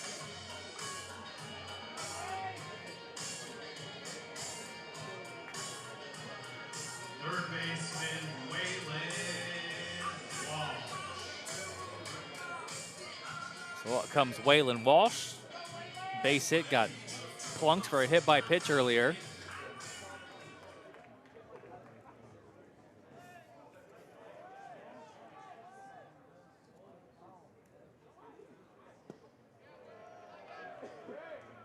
Walsh, who trying to get out of a mini rut himself, went 0 for 6 in the series at USD. Broncos have not led in this game. The 1-0. Walsh, did he go around? Yes, he did.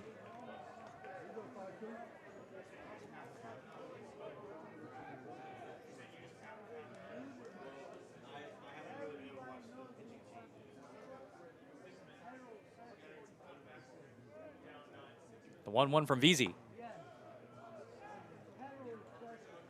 That one scoots away to make it 2-1.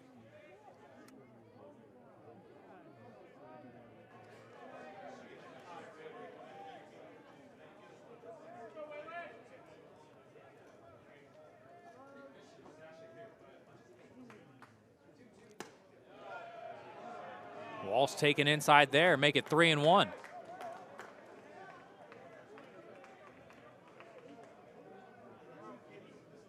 And Clemson had, for lack of a better phrase, taken the air out of the game and rendered the Santa Clara bats lifeless really until this inning. And Walsh just walked. So the Broncos now with 2 runners on and 2 outs for Peyton Lambert.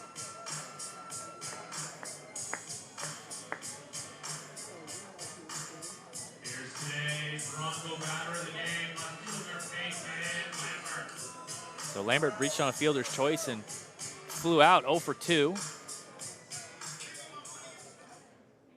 Reached base in 6 straight games now. Entered tonight batting .231 and had his first multi-hit game of the season most recently on Saturday as time is called. And it's a balk. No, umpires are going to talk about it for a second.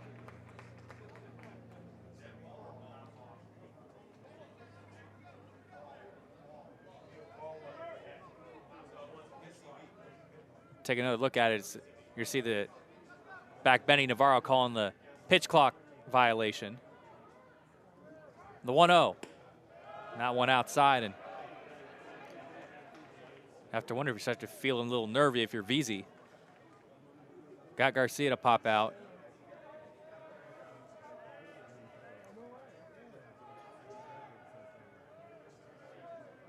And then walked Walsh. Some pretty non-competitive pitches, and now down on the count, immediately 3-0. And time is called by the Tigers, and gonna have a meeting of the minds on the mound.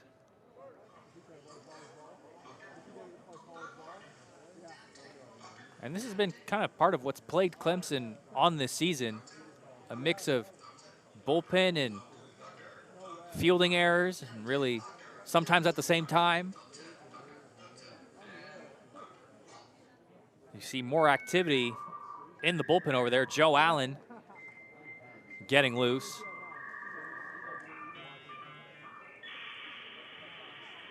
Been probably the one area of where major growth can continue to take place if you're Clemson relative to standard.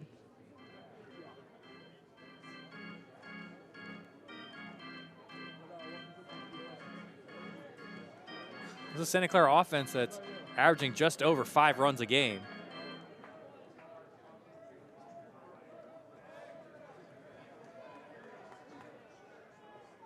So Lambert ahead in the count, 3-0. VZ fires in there, and it's ball 4, and the bases are loaded for the Broncos.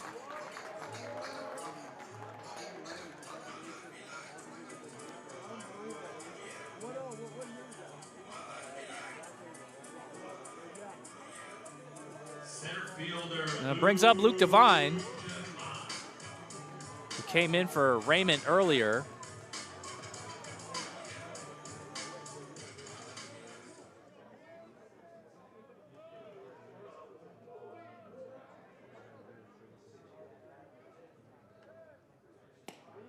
Devine takes outside. Devine walked in his only plate appearance.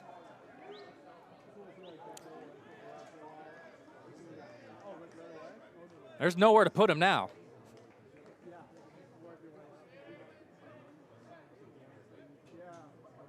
A 1-0 from VZ. Well, that's not competitive.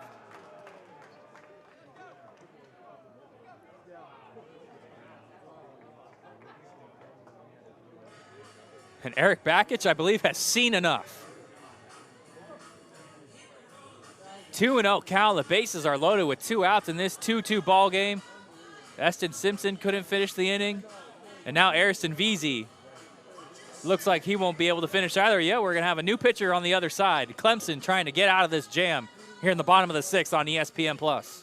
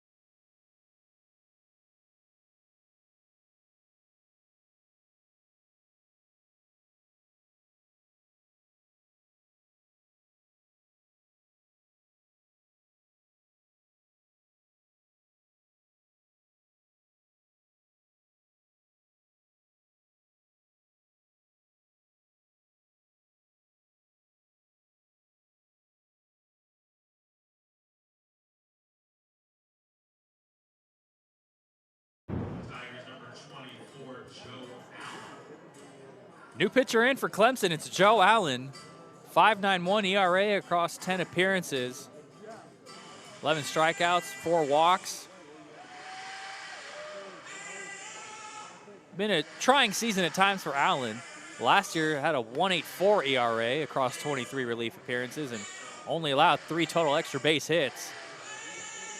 And he inherits a mess. Bases are loaded for Santa Clara, and the count is already 2-0 to Luke Devine.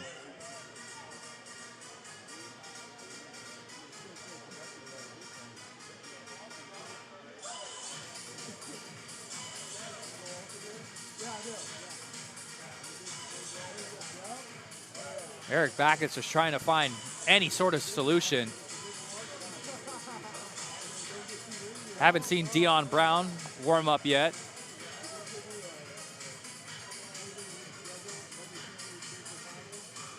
Someone who has an ERA around 2.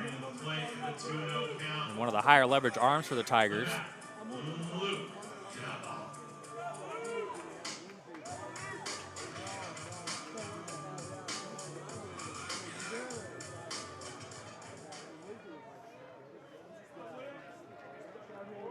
So Joe Allen tasked with trying to get out of this. He's already down the count 2-0.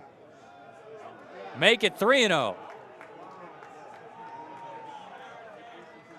Really not through any fault of his own. Eric Backus not happy at all with that call. Has some words for Harrison Silverman. Backus has already been tossed once this season. The 3-0. That one inside for ball 4. And Santa Clara with their first lead of the ball game. 3 straight walks. Walsh, Lambert, and now Devine and the Broncos. Now up 3-2.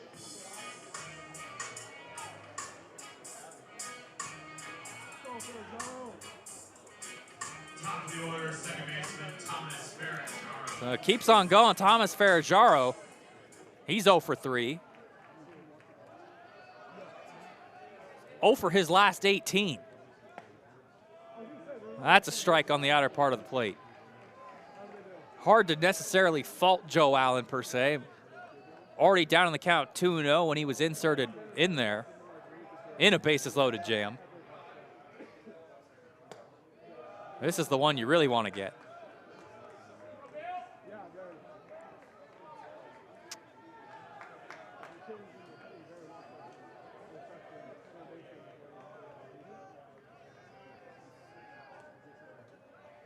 The 1-1. A nice breaking ball there for strike 2. So earlier on, Cleary singled, Lutzo doubled, Anderson singled, and eventually tied the game up.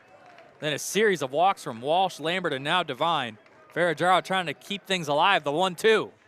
That one scoots outside.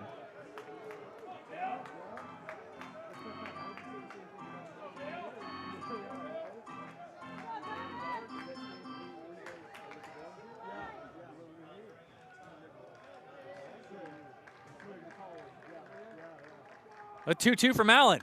Ferrajaro fouls it off his foot.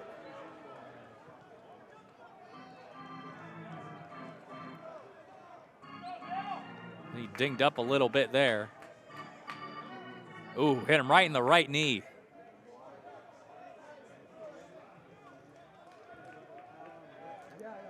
So you got Walsh at third, Lambert at second, Devine at first, all there via walk. The 2-2 with 2 outs. Allen fires and it's fouled away.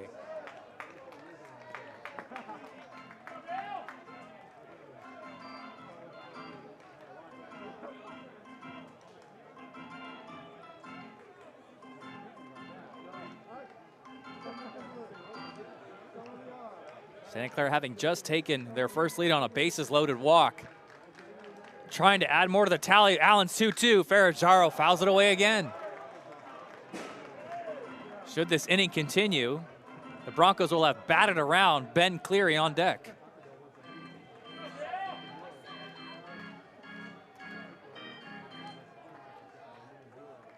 Tense times for the Tigers. Another 2-2. Another foul ball.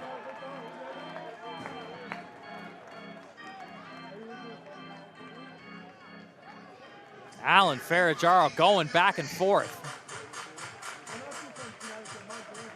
You got Walsh at third. You got Lambert at second. You got Devine at first.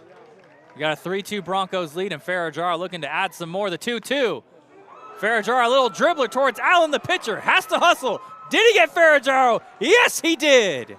So Joe Allen scrambles around and limits his part of the damage.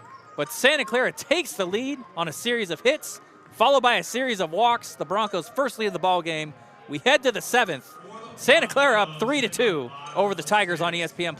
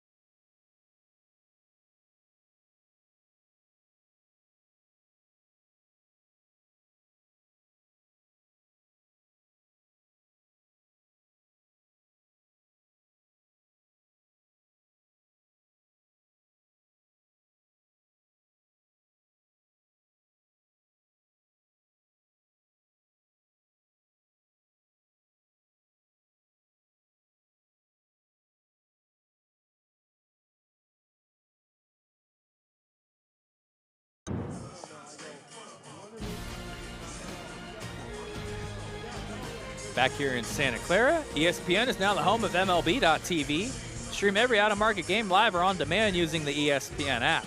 Blackout and other restrictions may apply. For more information, go to espn.com/MLBTV. Back here in Santa Clara, new pitcher in, Nick Chow. Sporting a 5.54 ERA and now his 9th game of the season.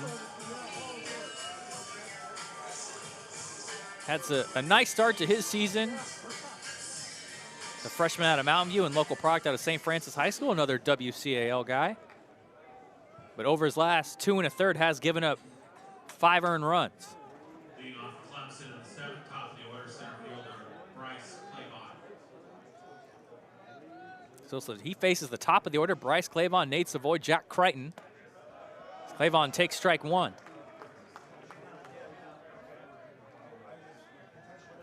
Clavon 0 for 3.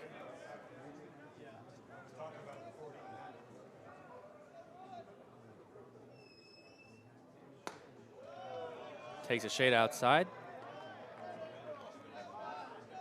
Clavon, a USA 18U national team member. And in the past, participated in the 2024 MLB Combine. Looking to get himself going here in this one. Fouls that one back.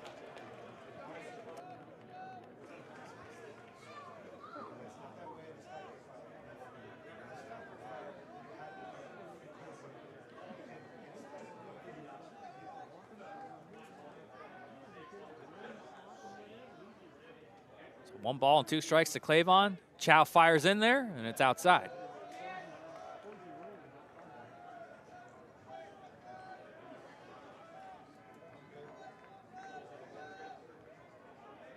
Clemson looking to respond after giving up 3 runs in a myriad of ways in the bottom of the 6th. The 2-2. Clavon lifts it foul.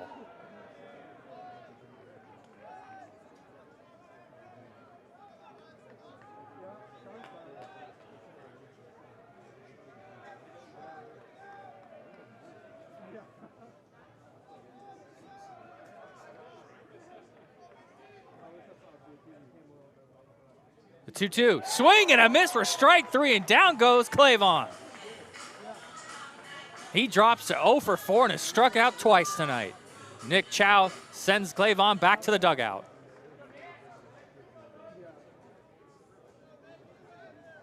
Catcher Nate Savoy.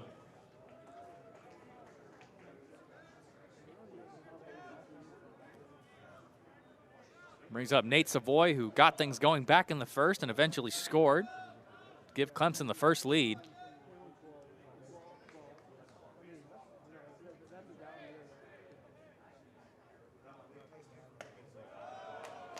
Strike one there to Savoy.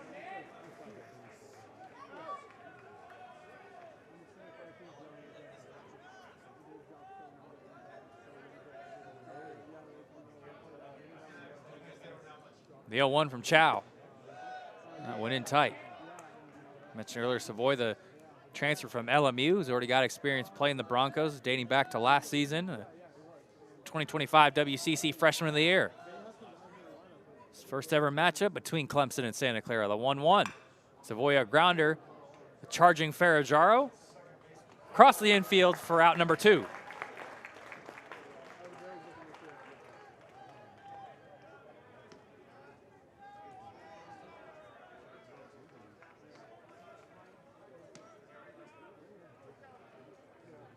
Brings up Jack Crichton. Crichton, who's had a tough day at the plate, 0 for 3.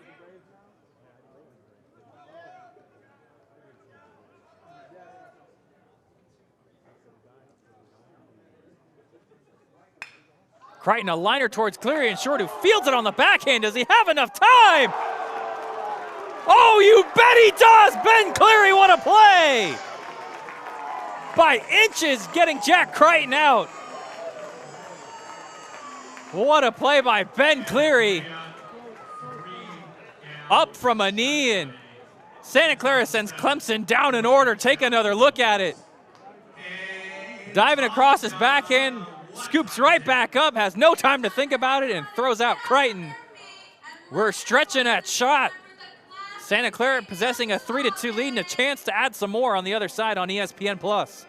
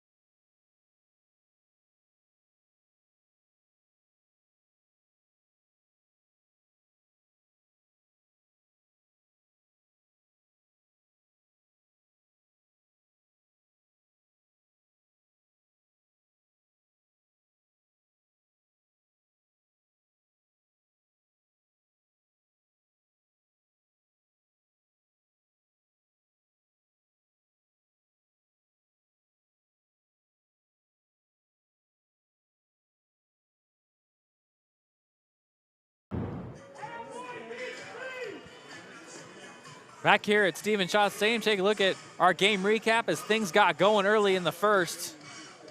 Nate Savoy, Jacob Jarrell tag team in there to get Clemson on the board first.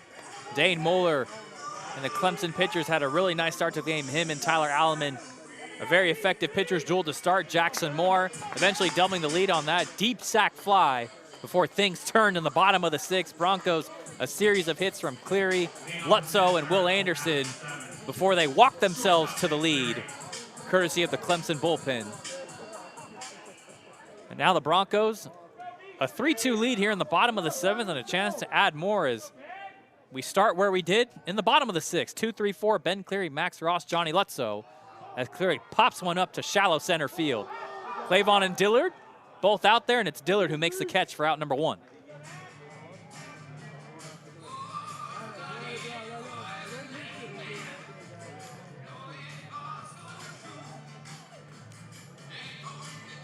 Brings up Max Ross. Right fielder Max Ross. Ross 0 for 3, a strikeout and 2 ground outs.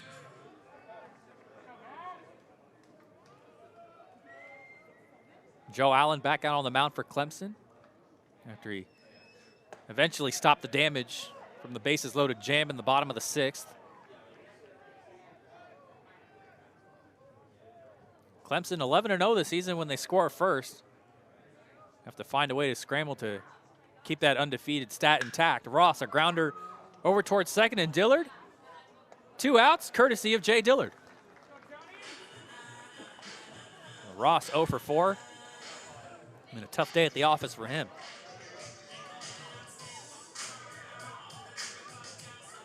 The catcher Clemson coming in with a 21-12 record, 4-8 in the ACC, sitting 14th in the league table. Not a spot the Tigers are accustomed to as Johnny Lutzow steps in. Santa Clara, we saw in the WCC standings earlier, sitting at 3-6. Currently outside the top 6 of the conference standings.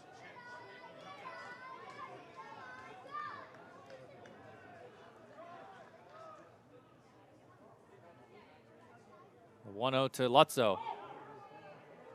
Gets away from Savoy. Mentioned Clemson's success in terms of hosting regionals. Eric Bakich, no stranger to the College World Series himself, getting there with Michigan and making the championship series. Now trying to screw the bolts back in place and maintain an at-large position.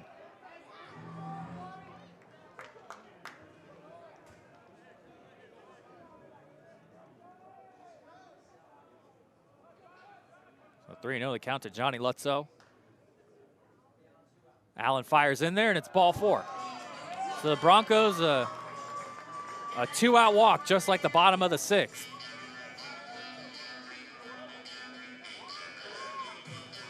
And it brings up a guy who kept the line moving in the 6th, and Will Anderson, who broke his 1-for-20 slump.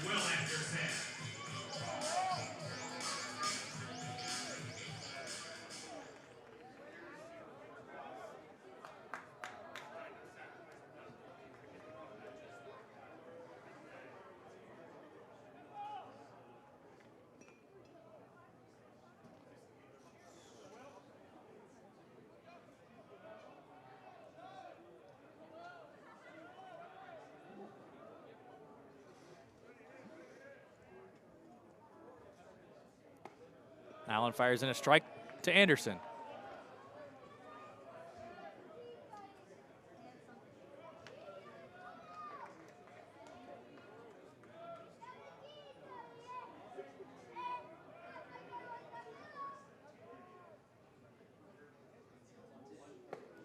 Anderson takes back-to-back strikes there from Joe Allen.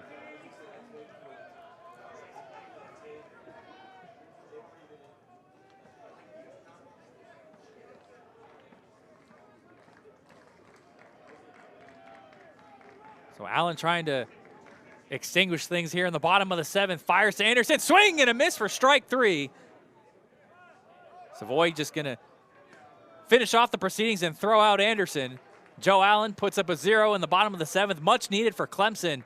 Now the Tiger Bats need to get going. We head to the 8th. It's getting to be clutch time here at Stephen Schott Stadium on ESPN+.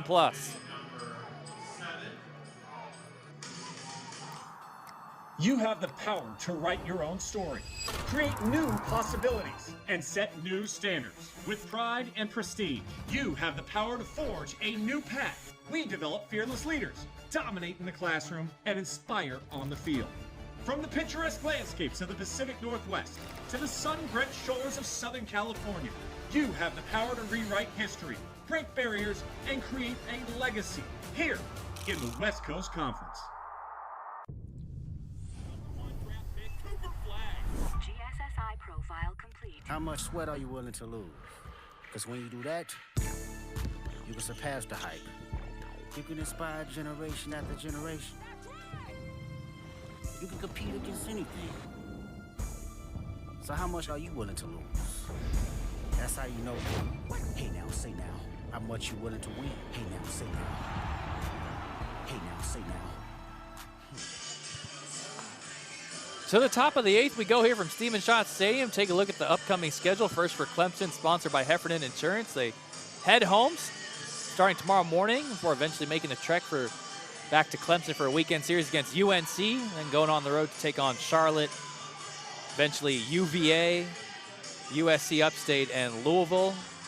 Tigers only playing 4 home games at home in the month of April. Take a look for the Broncos, take on their Bay Area foes in St. Mary's before heading up to right where Clemson just was at Stanford. Leading off for Clemson in the 8th. First baseman Luke Gaffney. Now Clemson need to find some offense. Luke Gaffney, Jacob Jarrell, Tyler Lichtenberger tasked with doing so here in the top of the 8th.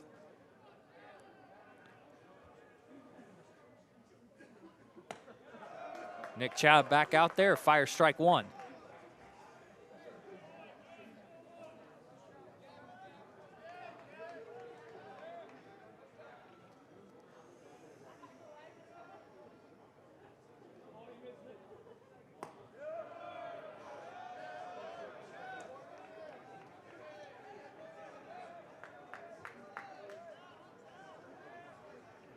Clemson looking for their first hit since Lichtenberger doubled back in the 4th. And some tough sledding in these recent innings. Chow fires in.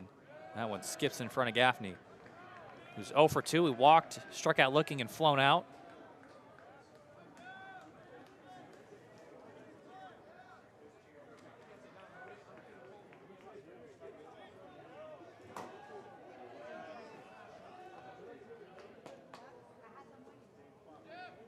The 2-1. Gaffney fouls that one away.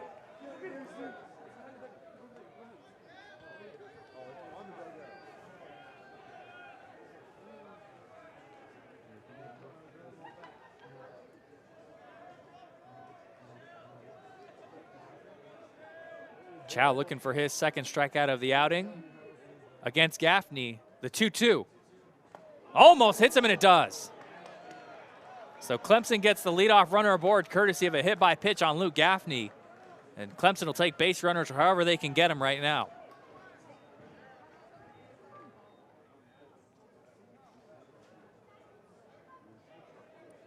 See right there, just ate that pitch.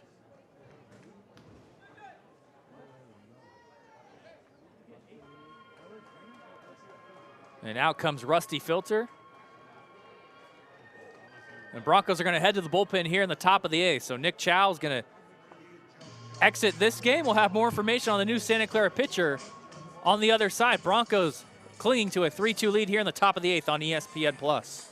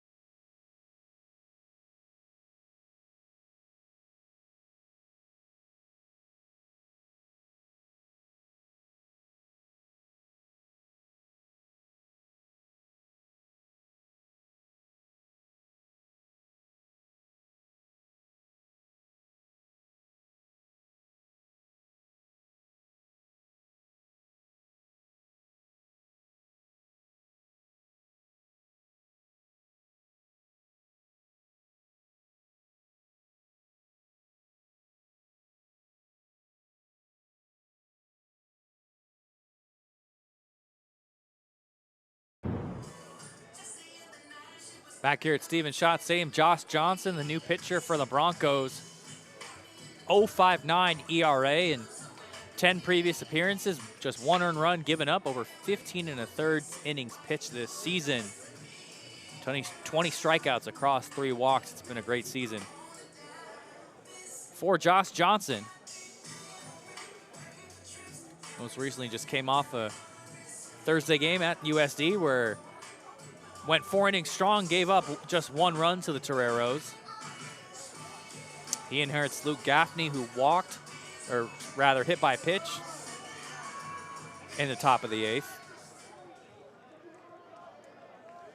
Clemson still looking for their first hit since the 4th. Once again, the batter, designated hitter, Jacob Jarrell. So Jacob Jarrell into the batter's box, who had an RBI single back in the 1st and then has struck out in each of his last 2 at-bats.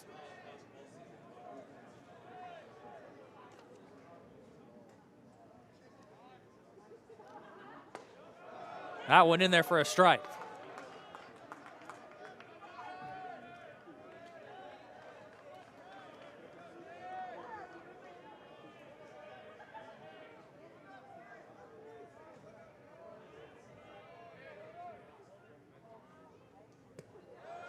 That one fades away from Jarrell.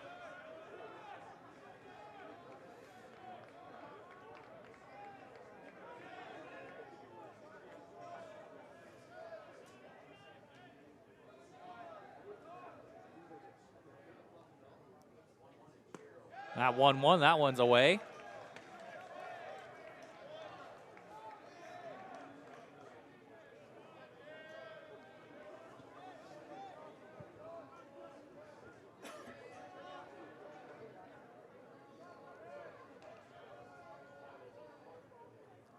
The 2-1, that one's away. So Clemson on the doorstep of getting 2 runners on without having to swing the bat.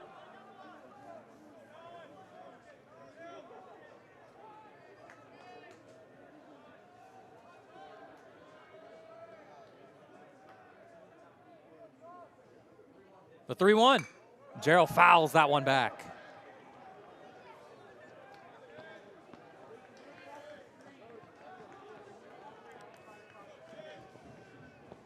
Tyler Lichtenberger on deck, representing the last Tiger to have recorded a hit in this one. So 3 balls and 2 strikes to Jacob Gerald. Johnson goes back to check on Gaffney.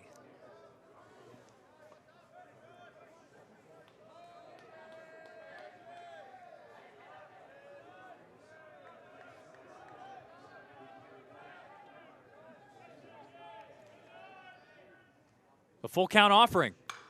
Gerald lifts a towering pop-up to Walsh over at third in foul territory, makes the catch for out number 1.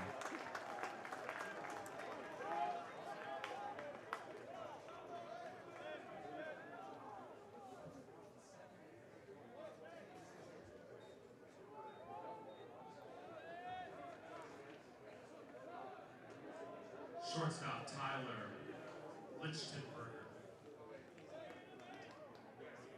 Brings up Tyler Lichtenberger. And Rusty Filter's gonna pop out of the dugout once again.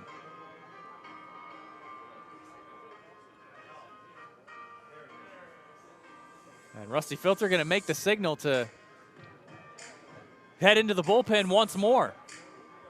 So we'll have more information on the new Broncos pitcher on the other side. Rusty Filter heading deeper into the bullpen here on ESPN Plus, with Santa Clara having a 3-2 lead over Clemson.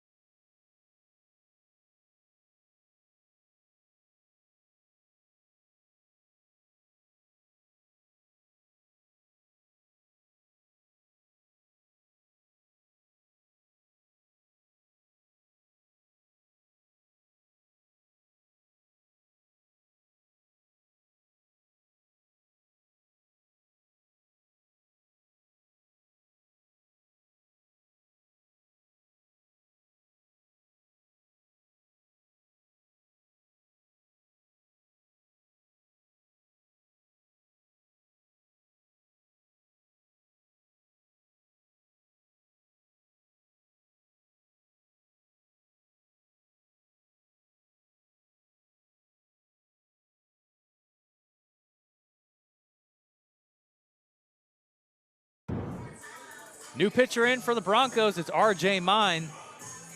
Scoring a 4.56 ERA in 11 appearances, the lefty specialist for Rusty Filter.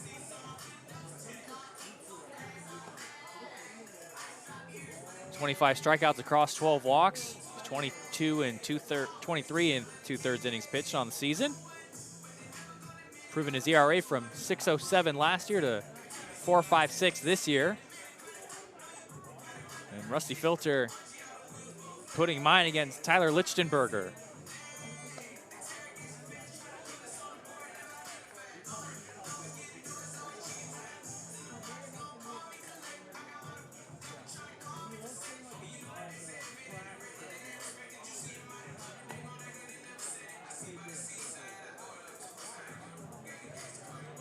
Now, should the inning keep going past Lichtenberger, there are some righties in this Clemson lineup. See how R.J. Mine attacks that if it gets to that point.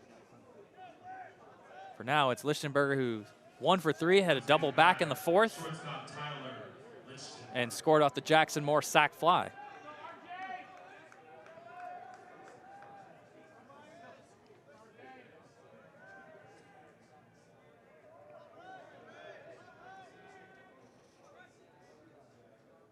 Mine's first offering just misses.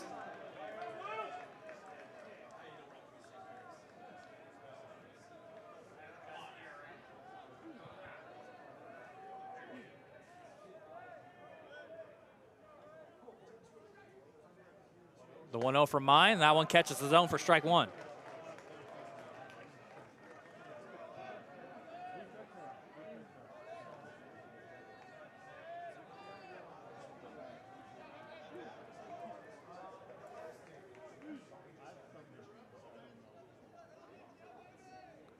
Lichtenberger takes the 1-1. That one misses.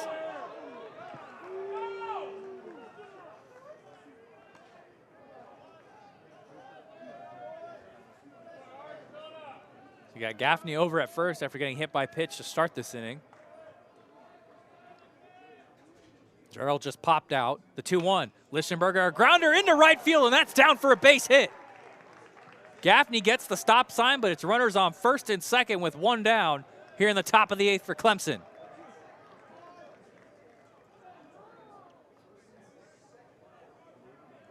So Lichtenberger now 2 for 4 on the evening.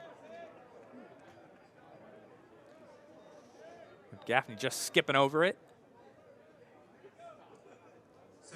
And now the situation where, see how RJ Mine tries to attack a righty. So Clemson's going to call for time and talk about how they want to handle this.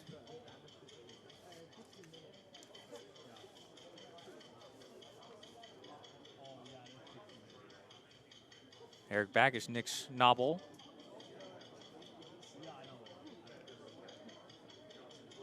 Griffin Mazer all there. Meeting of the minds for the Tigers.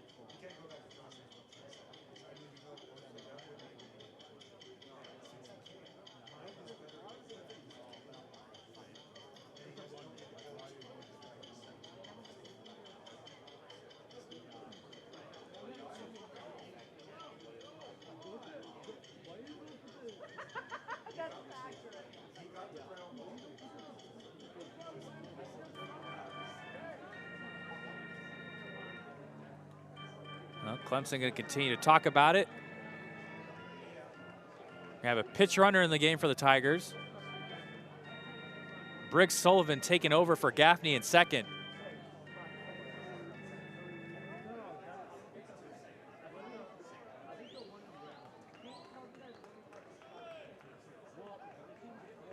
Sullivan appearing in just his 5th game of the season. Redshirted last year for Clemson. Second base, number 2, Briggs Sullivan. So now Jay Dillard steps into the batter's box.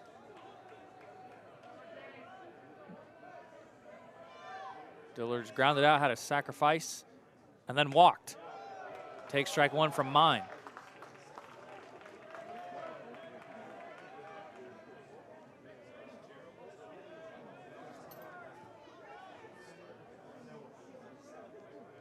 So Briggs Sullivan, newly inserted at second. Lichtenberger over at first. The 0-1 from Mine scoots away.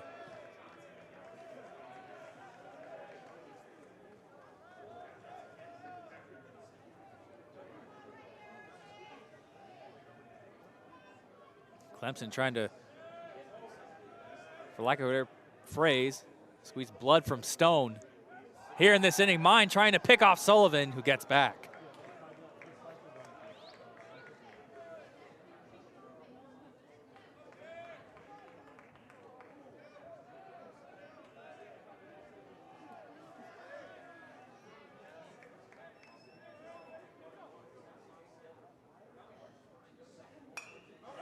Dillard fouls that one back.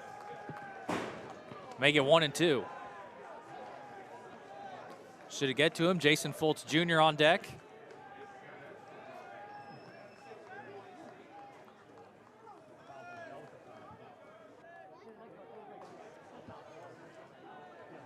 One ball, 2 strikes to RJ Mine, looking to record his first out. He fires away. Dillard fouls it back.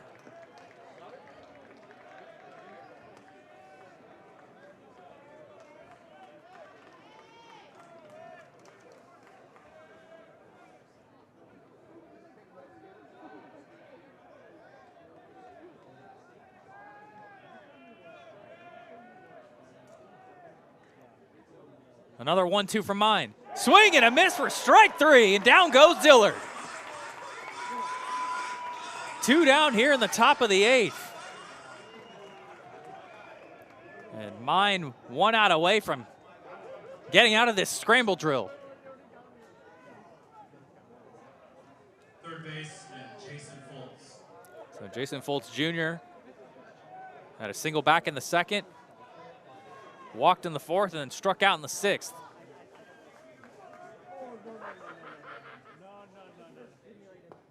That one low.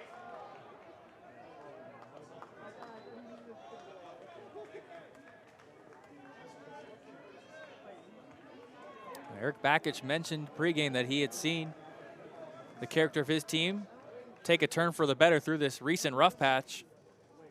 The 1-0. Oh, that's a towering fly ball to deep left field. Jason Foltz Jr. changes the game here in the top of the 8th. A 3-run moonshot to give Clemson the lead at 5-3.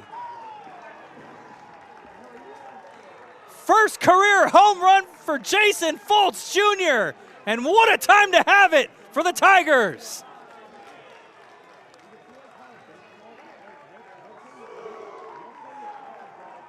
That ball may still be going and may end up on the runway at SJC. No doubter from Jason Foltz Jr.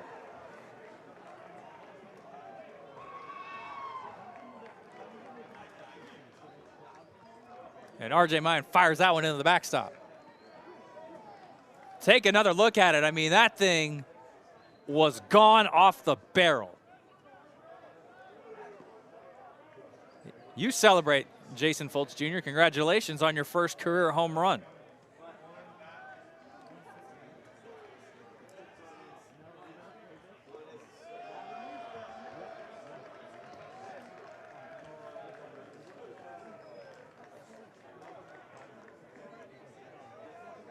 We mentioned Clemson trying to do anything just to get the offense going. That's one way to do it as Jackson Moore swings and misses there.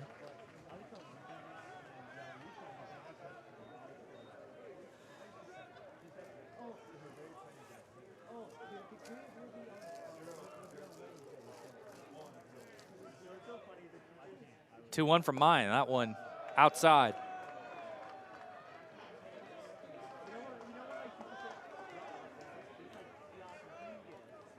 Think back of the cumulative effect of Luke Gaffney getting hit by the pitch to start this inning. A 3-1. Moore ropes one into right field. That's down for a base hit. So back-to-back at-bats with loud contact for Clemson.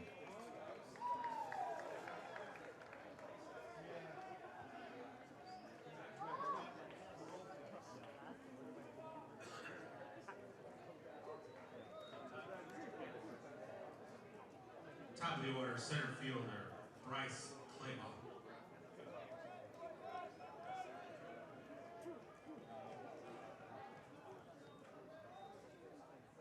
Brings up Bryce Claybaugh. Moore trying to go steal in a second, and that one's chucked into center field. Moore gets a breakout onto third. We're going to have a play over, and Moore's in there. Corner to corner for Jackson Moore.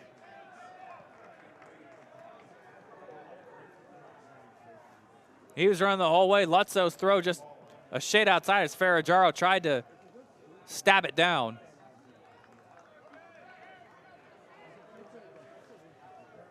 And Moore gets two for the price of one.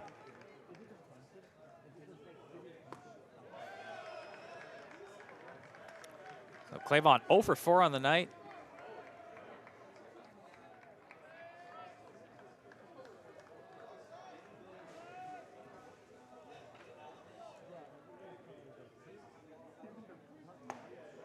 Take strike one there.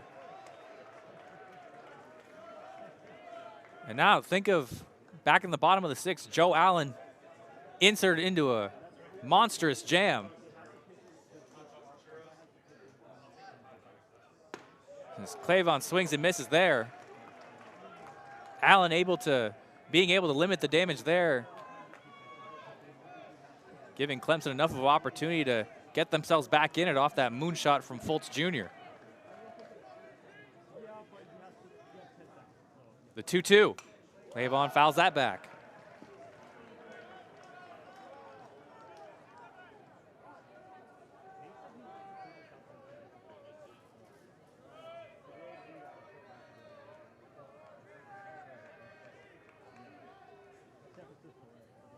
2-2 to Clavon. Lives to fight another day.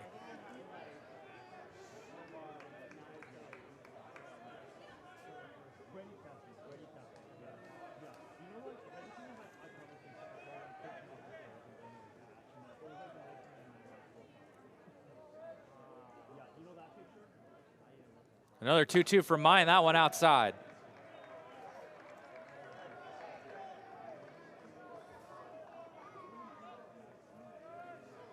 And unfortunately, a decision for Rusty Filter that has not paid off to his liking in going to RJ Mine for Josh Johnson. The full count offering. Clavon back up the middle, past Mindfair. Jaro gonna have to make a play on it. Clavon safe at first, and in to score is Moore. Clavon's hustle brings in Jackson Moore, make it 6-3 Clemson.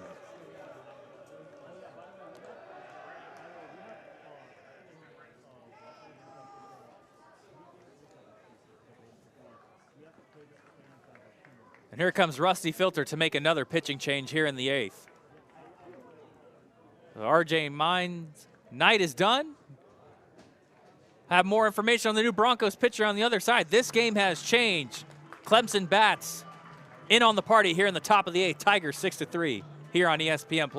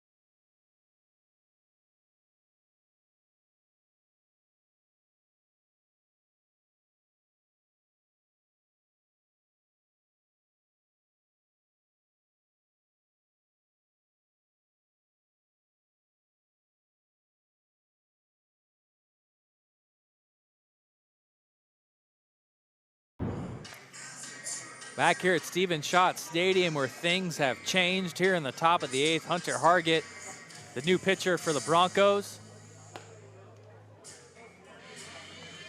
2.13 ERA in 11 appearances.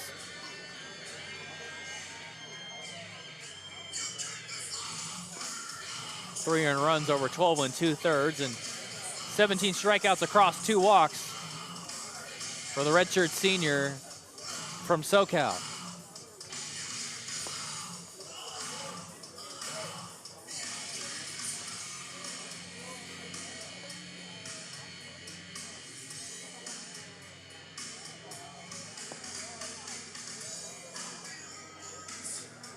So Clemson entering the 8th hadn't had a hit since the 4th.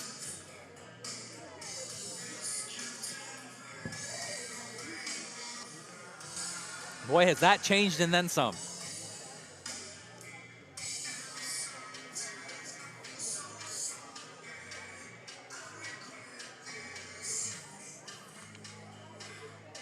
A lot of this taking place with 2 outs.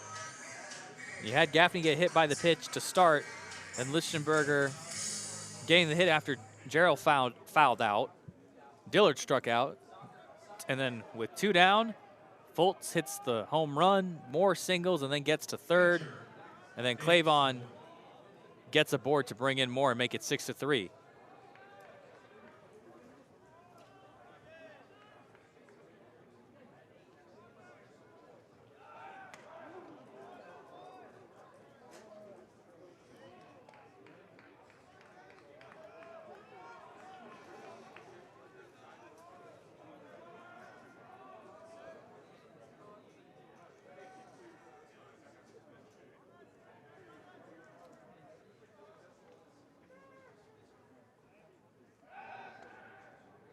Hargett checking on Clavon over at first.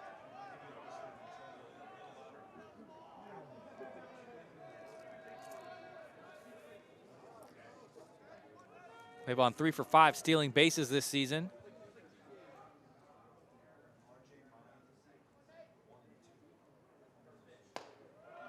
Savoy takes strike one. He's 1 for 4 on the evening.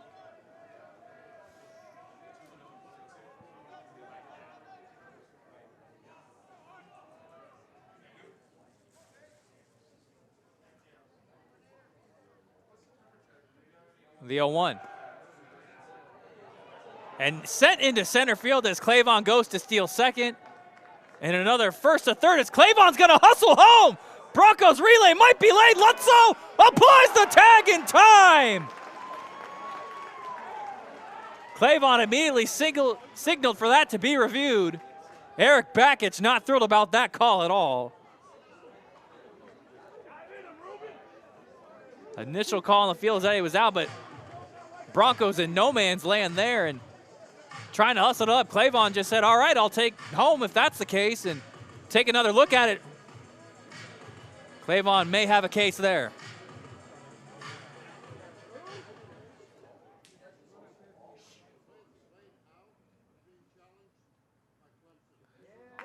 So Clemson challenging the call on the field, which is initially out.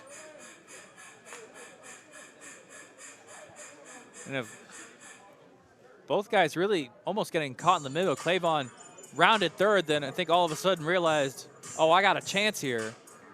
And Santa Clara from the relay perspective, in the middle of really of no man's land, given the throw from Lutzow. And then said, tried to get down Clavon. Here's another look at it.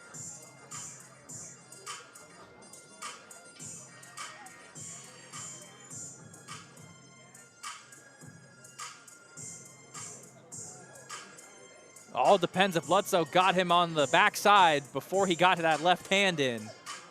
It's definitely close. By mere, not even a full inch probably. See Lutzow just about applying the tag. You see the backside angle right here.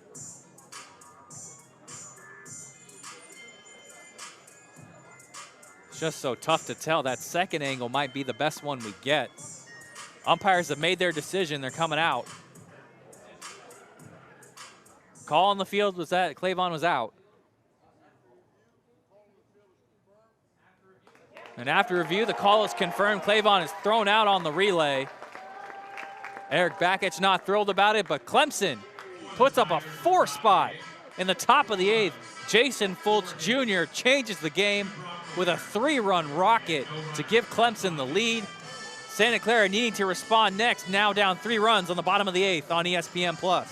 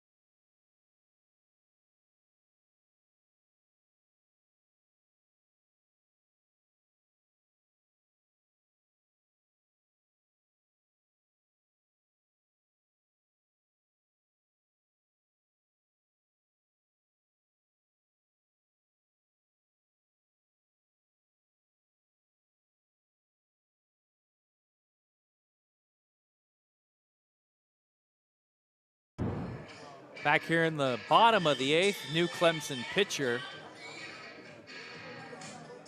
Justin Legurnek, stepping in for the Tigers. Sporting a 3.72 ERA and 9 appearances, 25 strikeouts across 9 walks.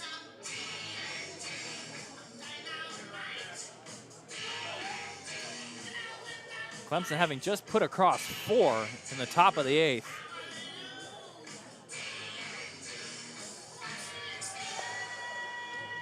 Take a look at Legurnek's full context and season, and coming off a rough patch on Saturday at Stanford. Clemson possessing the lead after Michael Sharman went 7 strong against Stanford, and was wheeling and dealing. Legurnick came in and gave up two earned runs in a third of an inning, and part of the faltering that led to Clemson's 5-4 loss on Saturday. So Legurnick looking for some redemption. Do it for the Broncos, 6, 7, and 8. We're going to have a pinch hitter to start the bottom of the 8th, Bryant Viskovich.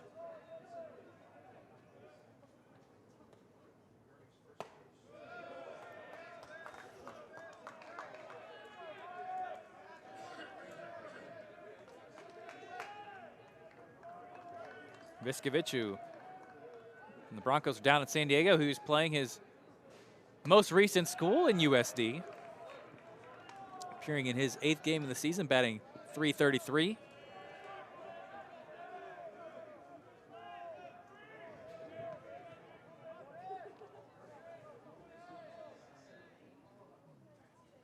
One run from Legurnick. Viskovich goes around.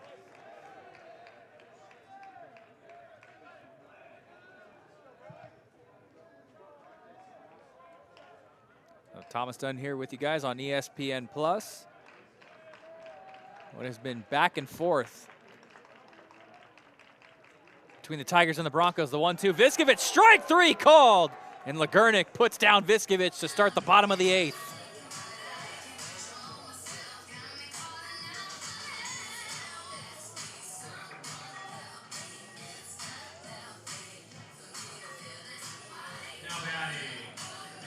So another pinch hitter for the Broncos here. This time in place of Waylon Walsh, Camden Sauce. That one inside.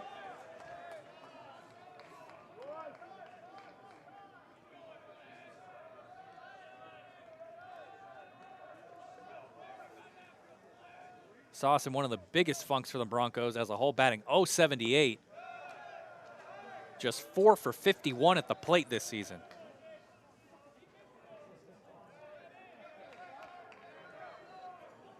TCU transfers been on the struggle bus. Trying to turn his 2026 around. Legurnick. Sauce lifts a fly ball towards deep left center field. And that one's going to head towards the wall. Camden Sauce getting into second base with a slide-in double.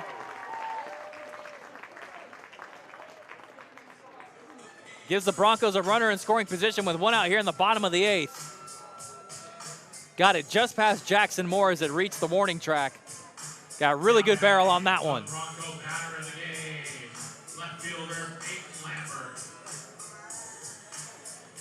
I think Sauce really needed that one for his confidence.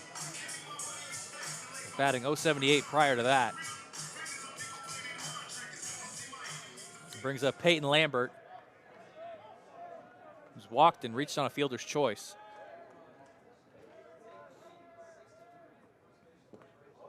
And that, ruling that it, don't believe that it hit Lambert, and then it's just wild and away.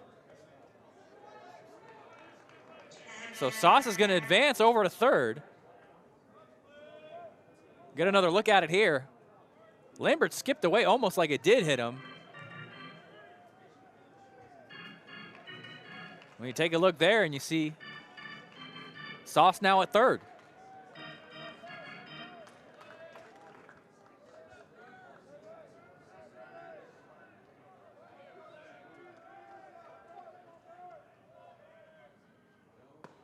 .1-0 in there for a strike.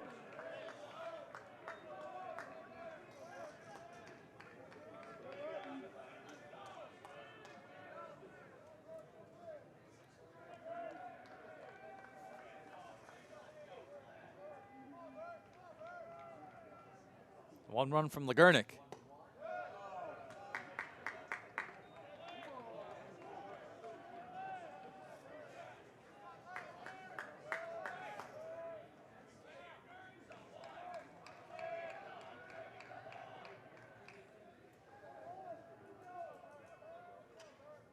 The 2-1. That one doesn't miss, make it 2-2.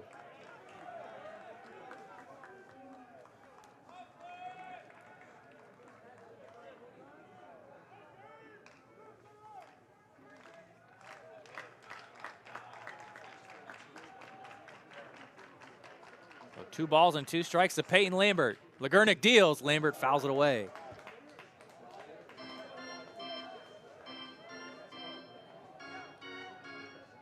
A late night on the Mission campus. Clemson closing out a 4-game Bay Area road trip.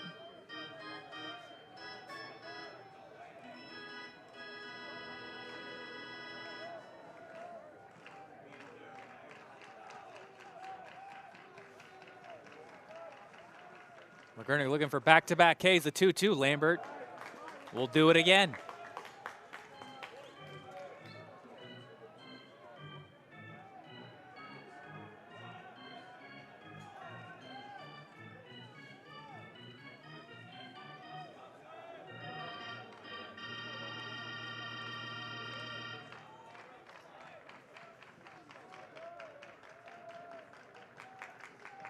The 2-2. Savoia peeling down the first base line, nothing doing there. The count's full.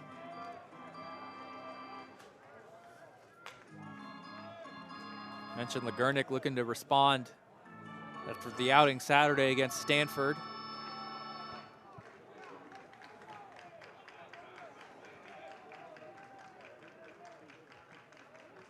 The 3-2, Lambert lifts a fly ball towards right center field. Crichton going in on it and makes the catch. Camden Sauce coming in and tagging up. Broncos get a run across, courtesy of Peyton Lambert and Camden Sauce. Make it 6-4 here in the bottom of the 8th.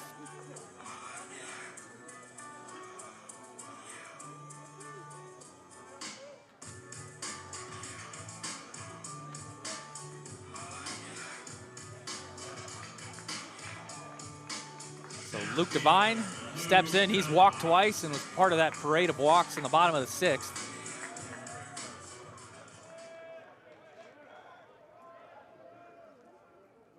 Legurnick fires in there. Strike 1 to Luke Devine.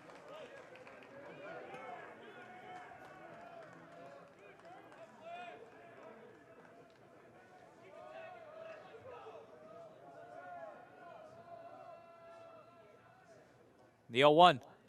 Devine chops that one foul.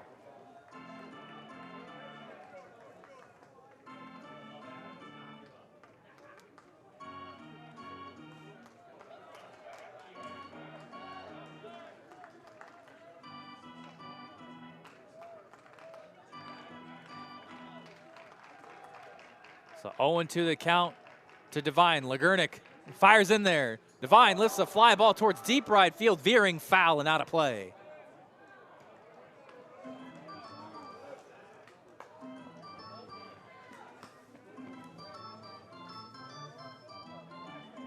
So a late night out west and most definitely a late night down south for all our viewers from South Carolina. Approaching midnight, the 0-2.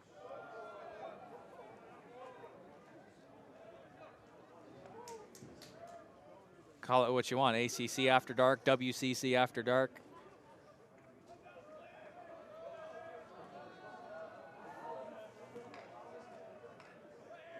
A late one here on the Mission campus. The 1-2 from Legurnick. Devine lifts the fly ball towards shallow right field. Is he going to get down in no man's land? It does! And Luke Devine hustling for extra bases, and he's got a double with 2 outs.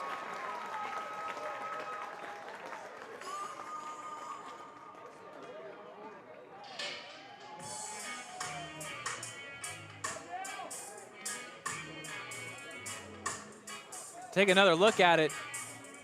Just lifted right where the Tigers had to converge. Crichton, who had moved in from his outfield position, and Ty Daly, who had recently been entered in. Top of the order, second baseman Thomas Ferragamo. Too much ground to cover. So those official changes, Crichton from right field to first base, Daly into the game. Didn't start, now in right. Ferragamo takes ball 1. Broncos already got 1 across and now a chance with now a runner in scoring position in Ferragamo, who's 0 for 4. A 1-0 in there for a strike.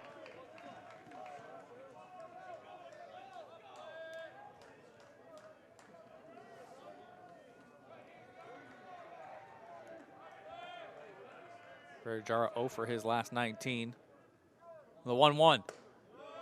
Takes strike 2.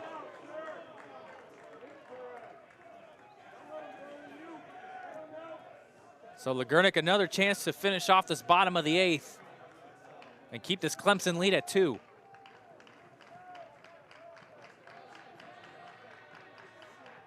Devine at second, the 1-2. And that one scoots away from Savoy as Ferragara was hit. Oh, they're going to rule that Ferragara went around. So while getting hit, Ferragara went around. He knows it, and that's going to end the inning. You get another look at it.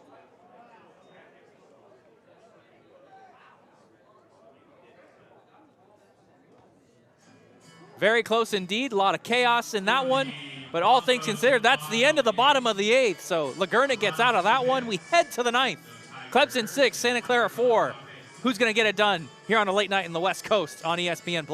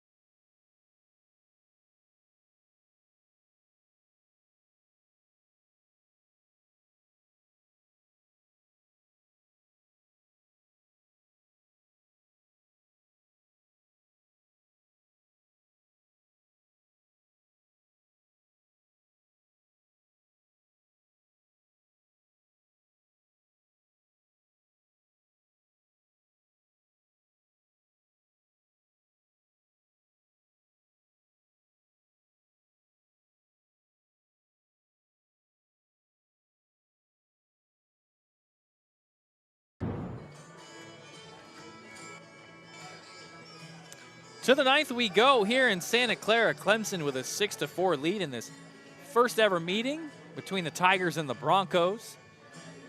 Take a look at the line by line, inning by inning score as Tigers got ahead 2-0. Broncos responded with 3 eventually in the bottom of the 6th. And then Clemson, that 4 spot in the top of the 8th being the difference here.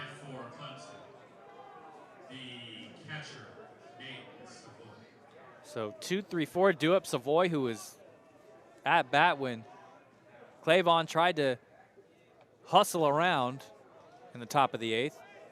Hargett back out for Santa Clara. Fires into Savoy.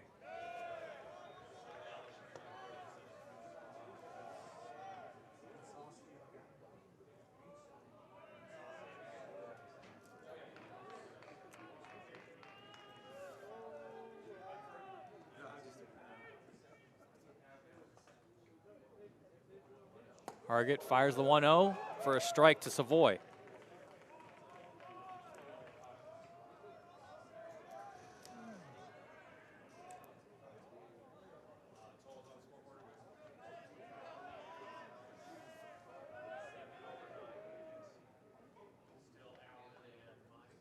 The 1-0. Savoy fouls that one away.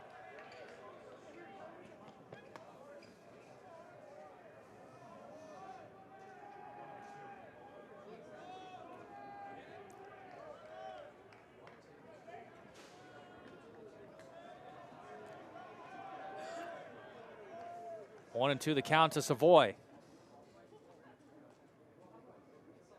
Hargett deals. Swing and a miss for strike 3, and down goes Nate Savoy for out number 1 here in the top of the 9th.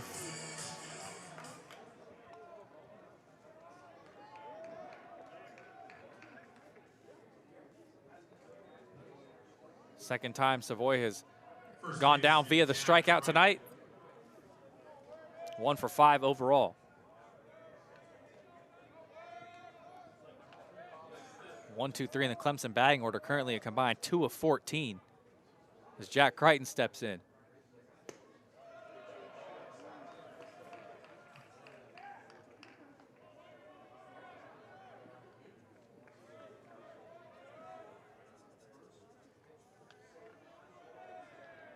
Crichton has grounded out all 4 times he's been up.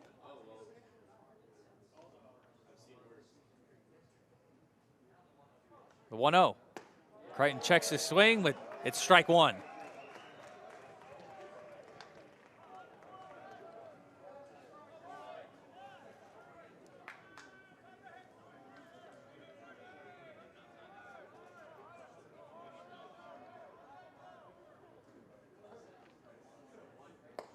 That one a swing and a miss for strike two.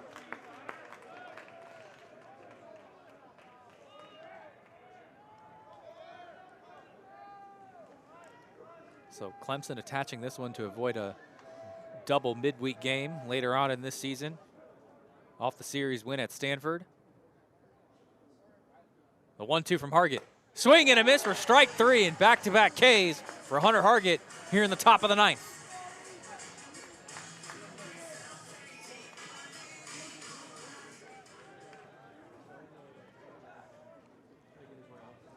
Get another look at it. So here with 2 outs, a pitch hitter for the Tigers. Recently entered in over on defense, Ty Daly. Transfer from Mercer. 3-time All-SoCon selection with Mercer, including 2 first-team selections. Batting .239.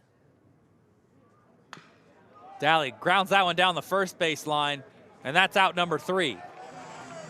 So Santa Clara shuts down Clemson in the top of the ninth. Broncos down 2. Can they extend this one? We head to the bottom half of the ninth on ESPN+. We got a good one here in the South Bay. We go to the bottom of the ninth with Rowdy Top.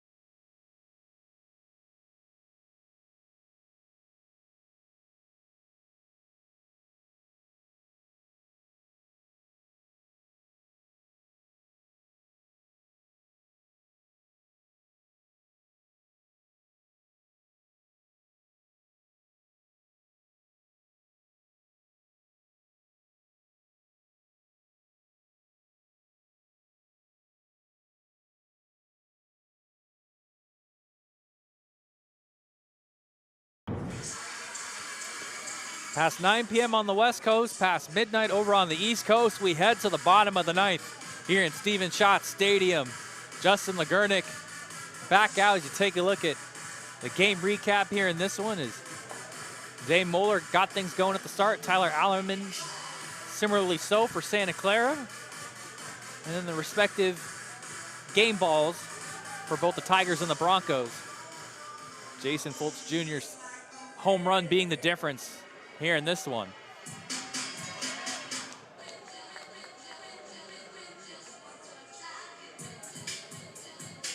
So Legurnick has to face the heart of the Santa Clara order. Ben Cleary, Max Ross, Johnny Lutzow.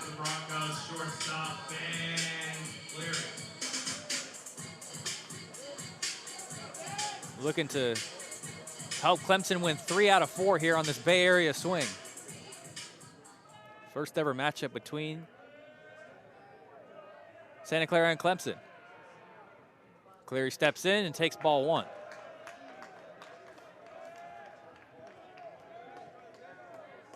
Cleary, who got things going in the bottom of the 6th and eventually scored. Broncos need some base runners. The 1-0. Cleary fouls that one away.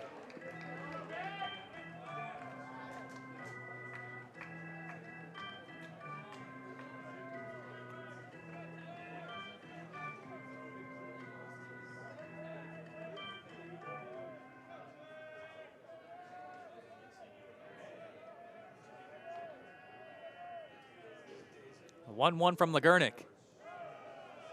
That one low.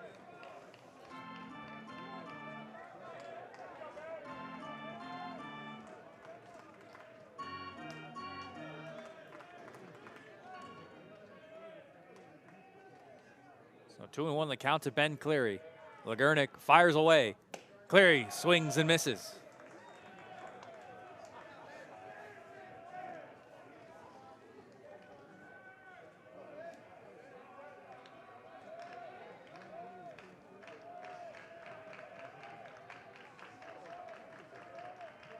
The 2-2. Cleary, a little flick shot over down to first base. Hustling over and making the play is Crichton for out number 1.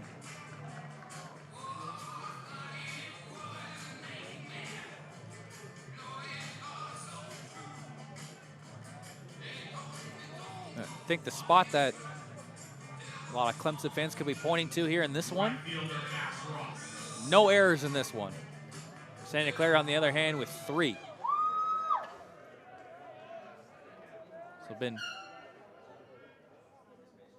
Ross, that one a chopper over towards short. And that's out number 2. Lichtenberger in on the party there.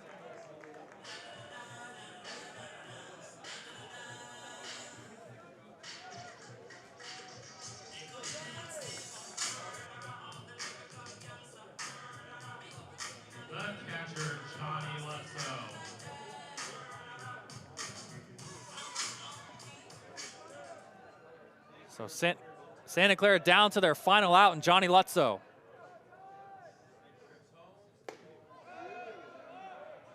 That one, ball 1.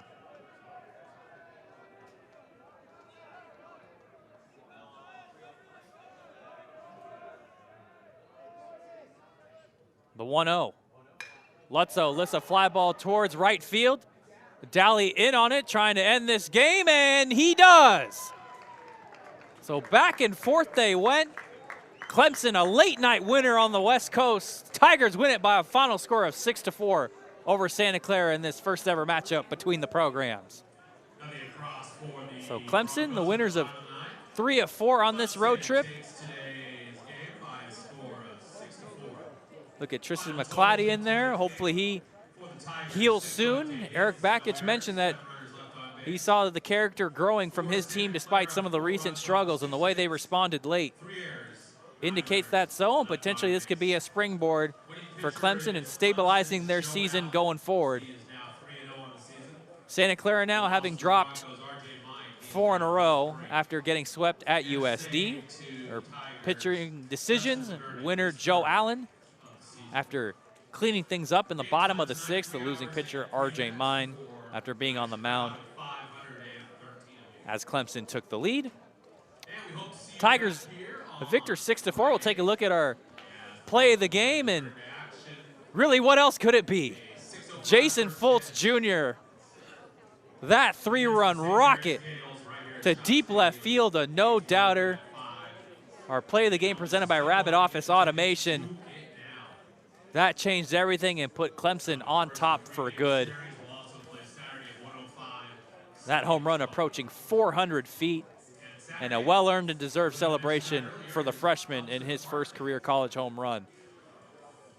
That being the difference in a Clemson 6-4 victory. The Tigers head home tomorrow before eventually starting a series with North Carolina. The Broncos staying in the Bay to take on St. Mary's. Tigers advance to a record of 22-12 on the season as they head back into ACC play at 4-8.